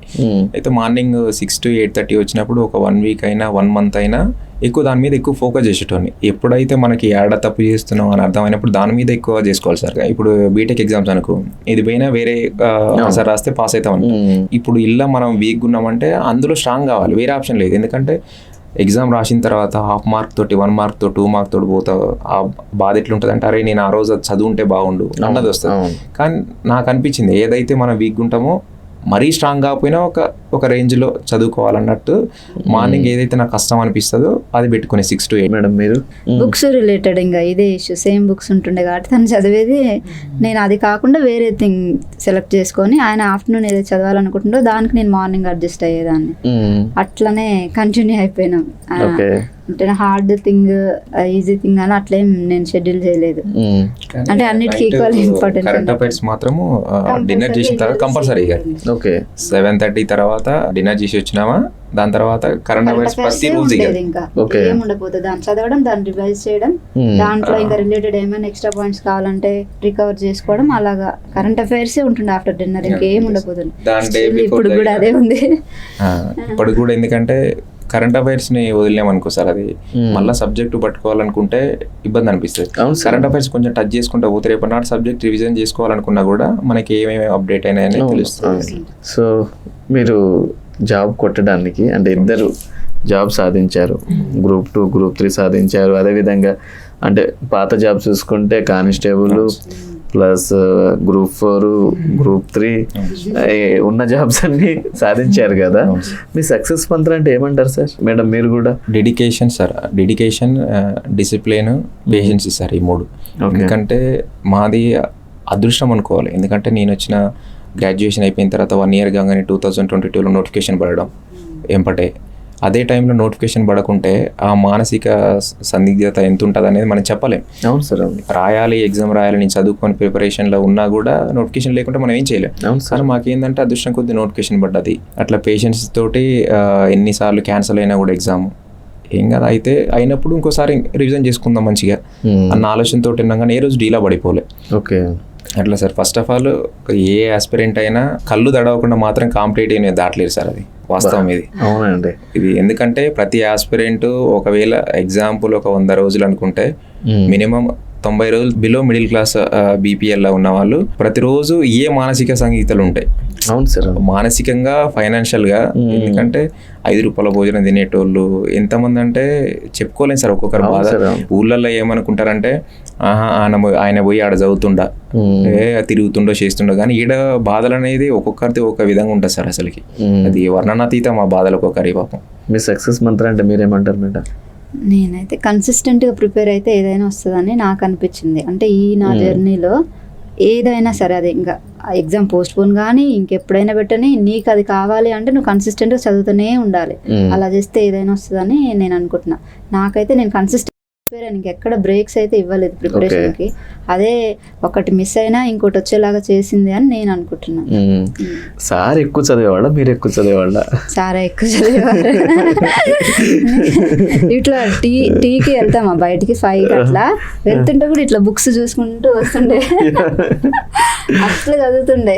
నేను ఒప్పుకుంటా దానికి. తనే ఎక్కువ చదువుతుండే. నేను 1 time చదివింది, తను 2 times చదువుతుండే. అట్లా కానీ సేమ్ టైం కదా ఇద్దరికి, సేమ్ టైం సేమ్ షెడ్యూల్. నేను ఎక్కువ టైం తీసుకుంటా చదివేటప్పుడు ఒకదానికి, తను స్పీడ్ గా అయిపిస్తాడు, ఇంకోసారి చదువుతాడు. అలాగా ఒక్కొక్కరికి ఒక్కొక్క కెపాసిటీ ఉంటది కదా. అలాగా నేను ఈ బుక్ 1 time రివైజ్ చేసిన అని మేము డిస్కస్ చేసినప్పుడు ఆయన 2 times చేసి ఉంటాడు అప్పటికే. అంటే ఫాస్ట్ రీడింగ్ ఇస్తారు మీరు? ఫాస్ట్ రీడింగ్, ఎక్కువ రివిజన్స్ ఇస్తాడు. రివిజన్ నమ్ముతా సార్. ఎందుకంటే రివిజన్ ఎక్కువ సార్లు చేస్తే ఎగ్జామ్ లో కూడా మనకి తెలవని కాడ కూడా చెప్పలేం, కొన్ని అన్నో టచ్ అయ్యి పెట్టుకోవాలి. ఎగ్జామ్ లో ఉపయోగపడతాయి. కానీ మా దాంట్లో సక్సెస్ ఏంటంటే సార్, ఎస్పెషల్లీ చెప్తున్నాను, నా ప్రిపరేషన్ 50% ఈ నోట్స్లు ఇదంతా అనుకుంటే సివిక్ సెంటర్ ఉండే సార్ మేము. అవును. వెంకట్ చోళ సార్ ఉండే 2022లో ఫస్ట్ 10 members లో మేము ఇద్దరం ఉన్నాం సార్ ఇన్స్టిట్యూట్ పెట్టినప్పుడు. ఇన్స్టిట్యూట్ లో జాయిన్ అయిన వాళ్ళలో టెస్ట్ సిరీస్ లో ఫస్ట్ 10 members లో మేము ఇద్దరం ఉన్నాం. అప్పటికి ఇంకెవరికి ట్రస్ట్ లేదు ఇన్స్టిట్యూట్ మీద. అప్పుడే వెళ్ళినాము, టెస్ట్ సిరీస్ స్టార్ట్ చేస్తారు అప్పుడే వాళ్ళు పెట్టిన ప్రతి టెస్ట్ సిరీస్ రాసిన. కానీ వాళ్ళు నాకు ఎంత నచ్చిందంటే సార్, అసలుకి ఆ టెస్ట్ సిరీస్ చూస్తే నాకు ఒక ఆనందం వచ్చేది వాళ్ళ చూస్తుంటే. ఎస్పెషల్లీ చెప్తున్నా కదా ఇందులో, ఎందుకంటే వాళ్ళు ఫ్రేమ్ చేసే విధానమైన క్వశ్చన్స్ ఎన్ని రాసినా సార్ వాళ్ళ టెస్ట్ సిరీస్ లో, ఎందుకంటే వీళ్ళు రాసిన తర్వాత ఎక్స్ప్లెనేషన్ ఇస్తారు వాళ్ళు. ఇప్పుడు నేను ఎట్లయితే నా ప్రిపరేషన్ 50% అనుకుని ఈ 50% ఎట్లా ఫిల్అప్ చేసిన అంటే, టెస్ట్ సిరీస్ ఎగ్జామ్ రాస్తానా ఒకటి, రాసిన తర్వాత నెక్స్ట్ డే పూర్తిగా ఒకసారి ఎగ్జామ్ రాసిన తర్వాత ఎక్స్ప్లెనేషన్ ఇచ్చిన తర్వాత ఏ క్వశ్చన్ కాడ నాది పోయింది, ఎందుకు పోయింది, ఆ ఎక్స్ప్లెనేషన్ ఇక్కడ రాసుకునేది. ఇట్లా రాసుకొని అన్ని పేపర్లు రాసిన తర్వాత ఎగ్జామ్ మూమెంట్లో 1-2 సార్లు నేను సబ్జెక్ట్ చదువుతున్న తర్వాత ఈ పేపర్లు రివిజన్ చేసుకున్నాను, నాది ఎక్కడ పోయింది, ఎందుకు పోయింది అనేది. అది చాలా ప్లస్ పాయింట్ అయింది నాకు ఈ విషయంలో. ఇప్పటికీ వాళ్ళు 3-4 times టెస్ట్ సిరీస్ పెట్టేశారు. ఒక 2 times వాళ్ళు టాప్ 5 members ఇట్లా వస్తే స్కాలర్షిప్ ఇచ్చిస్తున్నారు కదా, 2 times వచ్చింది. అట్లా చాలా ప్లస్ పాయింట్ అయింది sir civic centre the. Mark test రాయడం వల్ల మనం మిస్టేక్ రెక్టిఫై చేసుకోవచ్చు. 1-2 సార్లు ఎక్కడ పోతుంది, ఎందుకు పోతుంది. కొత్త పాయింట్స్ కూడా బుక్స్ లో ఎక్కడ దొరకని వాళ్ళు ఇవ్వడం వల్ల అవి కూడా సబ్జెక్ట్ కి యాడ్ అవుతుండేది మనకి. సో ఆ విధంగా కూడా టెస్ట్ సిరీస్ బాగా ఉపయోగపడింది. అంటే ఇప్పుడు టెస్ట్ సిరీస్ రాయడం వల్ల చాలా ప్లస్ పాయింట్ సార్. నేను అయితే లిటరల్ గా చెప్తున్నాను సార్, అందరికి ఎట్లా ఉందో తెలియదు కానీ మాకైతే ఎగ్జామ్ రాసిన తర్వాత వదిలేస్తే ఏముండదు సార్, కానీ ఎక్స్ప్లెనేషన్ చూసుకున్నప్పుడే దాంట్లో ఎక్కడ పోతుంది, ఎడబోతుంది, మళ్ళీ నెక్స్ట్ ఎగ్జామ్ రాసినప్పుడు మనకు తెలుస్తుంది, అరే పోయినసారి ఇక్కడ తప్పు పెట్టిన, దీని వల్ల తప్పు పెట్టిన అనేది 2వ రెక్టిఫై చేసుకుంటారు. టెస్ట్ సిరీస్ రాసినప్పుడు మనకి ఎన్ని మార్క్స్ వచ్చినాయి అనేది కాదు పాయింట్, ఎలా వచ్చింది క్వశ్చన్, నేను ఆ విధంగానే చదువుతున్నానా లేదా, అంటే ఆ ట్రాక్ లో ఉన్నానా, వేరే పాయింట్స్ ఏమైనా చదువుతున్నానా అనేది తెలుస్తుంది. ఆ క్వశ్చన్స్ అంటే వచ్చే విధానం నీకు అలవాటు అయినప్పుడు నువ్వు చదివే విధానం కూడా మారుతుంటది. నెక్స్ట్ ఎగ్జామ్ దాని ఎక్స్ప్లెనేషన్ వస్తుంటది. ఒకవేళ అది నీకు బుక్స్ లో ఎక్కడ కవర్ కాలేదు అనుకో, నీకు కొత్త పాయింట్ యాడ్ అయినట్టుంటది. సో ఆ విధంగా అంటే నీ బ్రెయిన్ అక్కడ ఎలా షార్ప్ గా పనిచేస్తుంది. ఒకసారి చదివితే గుర్తురాదు, ఒక్కొక్కసారి ఎగ్జామ్ లో 2 times చదివినప్పుడు కొంచెం అది గుర్తొస్తుంటది. అంటే నీ రివిజన్స్ నీకు ఎలా ఉపయోగపడుతున్నాయి అనేది కూడా టెస్ట్ సిరీస్ లో నేర్చుకుంటాం. డైరెక్ట్ ఎగ్జామ్ లో పోయి దాన్ని అనుభవించి మళ్ళీ ఇంకో ఎగ్జామ్ పోకుండా వేస్ట్ చేసుకోకుండా టెస్ట్ సిరీస్ బాగా ఉపయోగపడ్డాయి సార్ ఇద్దరికి. మేడం మీకు ఫైనల్గా ఒక క్వశ్చన్, ఎందుకంటే మీరే ఫస్ట్ యూపీఎస్సీ కోచింగ్ వచ్చారు కాబట్టి, ఇప్పుడు మన ఆస్పిరెంట్స్ అందరూ కోచింగ్కి రావాలా వద్దా, లేదంటే ఓన్గానే ప్రిపేర్ అవ్వాలా అన్న కొంచెం క్వశ్చన్ మార్క్ ఉంటుంది ప్రతి ఒక్కళ్ళు. కోచింగ్ తీసుకుంటే బెటర్ లేదంటే ఓన్గా ప్రిపేర్ అవ్వడం బెటర్ అంటారా? అంటే నేను కోచింగ్ తీసుకోవడానికి ఒక రీజన్ ఏంటంటే, నాకు ఎవ్వరు చెప్పేవాళ్ళు లేరు, గైడ్ చేసేవాళ్ళు లేరు. సో ఏది చదివితే ఏంది, అసలు ఏం సబ్జెక్ట్స్ ఉంటాయి, ఇవన్నీ తెలియాలంటే నాకు ఒకటి నీడ్ అని చెప్పేసి నేను అప్పుడు వచ్చినా కానీ ఇప్పుడైతే అవసరం లేదనిపిస్తుంది. ప్రతి ఆ రూట్ మ్యాప్ ఇచ్చే వాళ్ళు కూడా ఆన్లైన్ లో ఉన్నారు ఈరోజు, యూపీఎస్ తో సహా అన్నిటికీ ఆన్లైన్ లో చెప్పే వాళ్ళు ఉన్నారు. కాబట్టి అంత నీడ్ లేదనే చెప్తాను నేనైతే. కోచింగ్ ఆన్లైన్ ద్వారా అంటే మనకి డెడికేషన్ ఉండి కన్సిస్టెంట్ గా ప్రిపేర్ అవ్వాలని నీ లోపల ఉంటే మాత్రం ఆన్లైన్ లో అన్ని సరిపడా ఉన్నాయి, మనం వెతుకుంటే చాలా అనిపిస్తుంది ఇప్పుడైతే. ఫైనల్ గా సార్ మన ఆస్పిరెంట్స్ కి మీరు ఇచ్చే సందేశం ఏంటి? ఇందులోకి వచ్చినామంటే 100కి 100% మనల్ని మనం నమ్ముకొని రావాలి సార్. అది వచ్చిన తర్వాత మనం ఉన్న టయాన్ని ఏ విధంగా యూజ్ చేస్తున్నాం, మనం దాన్ని కరెక్ట్ వేలో పోతున్నామా, ఎప్పటికప్పుడు రెక్టిఫై చేసుకుంటా. సరే ఒకవేళ కోచింగ్ తీసుకుంటేనే ఆ రెస్పెక్టివ్ సబ్జెక్ట్ చదువుకోవడం, దాని తర్వాత కోచింగ్ తీసుకోకపోతే క్లాసెస్ విన్న తర్వాత చిన్న షెడ్యూల్ వేసుకొని ఒక్కొక్క సబ్జెక్ట్ అయిపోయిన తర్వాత దాంట్లో టెస్ట్ సిరీస్లు కూడా రాసి ఎక్కడ తప్పు పోతున్నాయి, ఎందుకు పోతున్నాయి 1-2 సార్లు చూసుకోవాలి సార్. అది చూసుకున్న తర్వాత ఇందులో ఒకటే సార్ తను అన్నట్టు కన్సిస్టెన్సీ సార్. Okay sir. ఎందుకంటే ఎంత కింది పోవాలో అంత కింది పోతాం కాంపిటేటివ్. అవును సార్, అవును. ఇక మనం ఈ స్టేజ్ దాటి ఇక పోము కిందికి అన్నప్పుడు అంత డీపెస్ట్ లెవెల్ పోతాం. మనల్ని మనం నమ్ముకుంటే 100% దానికి 100 రెట్లు ఎక్కువ సక్సెస్ వస్తుంది సార్ ఇందులో. ఫస్ట్ మనల్ని మనం నమ్ముకోవాలి. ఎన్ని ఎగ్జామ్స్ రాసినా రావట్లేవు అనుకో, ఎందుకు రావట్లేవో తెలుసుకొని అదే కన్సిస్టెన్సీతో ముందుకెళ్తే ఏదో ఒక రోజు అయితే వస్తుంది పక్కా. ఇది ఇంకా ఈ ఫీల్డ్ అని కాదు, ఎనీ ఫీల్డ్ మనం ఏ ఫీల్డ్ తీసుకున్నా కానీ కన్సిస్టెంట్ గా మనం ఒక దాంట్లో ఉన్నాం అనుకో, దాంట్లో ఖచ్చితంగా మనం అది టాప్ మాస్టర్ అవ్వచ్చు. ఒకటి ఉంటది కదా మన బ్రూస్లీ డైలాగ్, అంటే 10 రకాల విద్యలు వచ్చేవానికంటే ఒకటే విద్య ఎక్కువ టైమ్స్ నేర్చుకున్నట్టు చాలా డేంజర్ అని చెప్పేసి ఇది ఏ ఫీల్డ్ లో అయినా ఇదైతే వర్తిస్తుంది సార్. చిన్న స్మాల్ రిక్వెస్ట్ ఏంటంటే సార్, మీరు కొన్ని సబ్జెక్టులు మీరు నోట్స్ రాశారు, కొన్ని సబ్జెక్టులు మీరు రాశారు మేడం. మీ నోట్స్ కొంచెం ఇస్తే మన వాళ్ళకి హెల్ప్ అయినట్టు ఉంటుంది కదా, మన ఆస్పిరెంట్స్ కి. తప్పకుండా షేర్ చేస్తాను. థ్యాంక్ యూ సో మచ్ అండి. ఇబ్బంది కలుగుంటే ఐమ్ రియల్లీ సారీ సార్. ఇంటర్వ్యూలు చూసి కూడా కొన్ని ఏదైతే తప్పులు చేసినామో దాన్ని రెక్టిఫై చేసుకున్నాం సార్. ఇట్లా కూడా అందులో చూసే దాంట్లో ఒక్క రెక్టిఫై చేసుకున్న దాని సంతోషమే సార్. ఎవరికో ఒకరికి ఉపయోగపడినా చాలా హ్యాపీ. కానీ మీలాంటి వాళ్ళు ఇటువంటి ఇనిషియేటివ్ తీసుకున్నారంటే ఇప్పటి వరకు ఏంటంటే యూపీఎస్సీకి సంబంధించి ఇంటర్వ్యూలు తీసుకునేటోళ్ళు ఉన్నారు. మీరు ఇప్పుడు రీసెంట్గా గ్రూప్ 2లో ఒక కొత్త ఇనిషియేటివ్ తీసుకొచ్చి ఎవరైతే కొంచెం మారుమూల గ్రామాలలో ఉన్నారో లేకపోతే హోమ్ మేకర్స్ ఇట్లా ఇంట్లో ప్రిపేర్ కావాలని ఆలోచనతో ఉన్నారో ఈ అనేది చాలా ఉపయోగపడతాయి. ఈ ఇంటర్వ్యూస్ ఆల్రెడీ కొన్ని జాబ్స్ కొట్టిన వాళ్ళకి ఉపయోగపడకపోవచ్చు, చిన్నదైనా సరే. ఇప్పుడే ఫ్రెష్ గా వస్తున్న వాళ్ళకి మాత్రం చాలా ఉపయోగపడుతుంది. వాళ్ళకి ఏంటో ఏం తెలియదు, కొన్ని విన్నప్పుడే అర్థమవుతుంది. మేము కూడా ఆ మైండ్ సెట్ తోనే వచ్చినాం కాబట్టి ఇక్కడ నా కృషి ఎంత ఉందో మీ సపోర్ట్ కూడా అంతే ఉంది సార్. 100%. అందుకు అంటే మన అణుముత్తల సిరీస్కి వచ్చిన ప్రతి ఒక్కరికి ధన్యవాదాలు. రాబోయే వారికి కూడా చాలా చాలా థ్యాంక్స్ సార్. మీరు గ్రేట్ ఇనిషియేటివ్ తీసుకురు సార్. ఇది ఇంకా ముందుకు పోయి మంచిగా, ఎందుకంటే హార్ట్ఫుల్ గా చేస్తారు కదా మీరు, ఎటువంటిది ఆశించకుండా మంచిగా 10 మంది చేరాలి అన్నట్టు మంచి ఇనిషియేటివ్ తో చేసుకోబట్టి 100% ముందుకు పోతుంది, మంచి సక్సెస్ వస్తుంది sir. Thank you so much sir.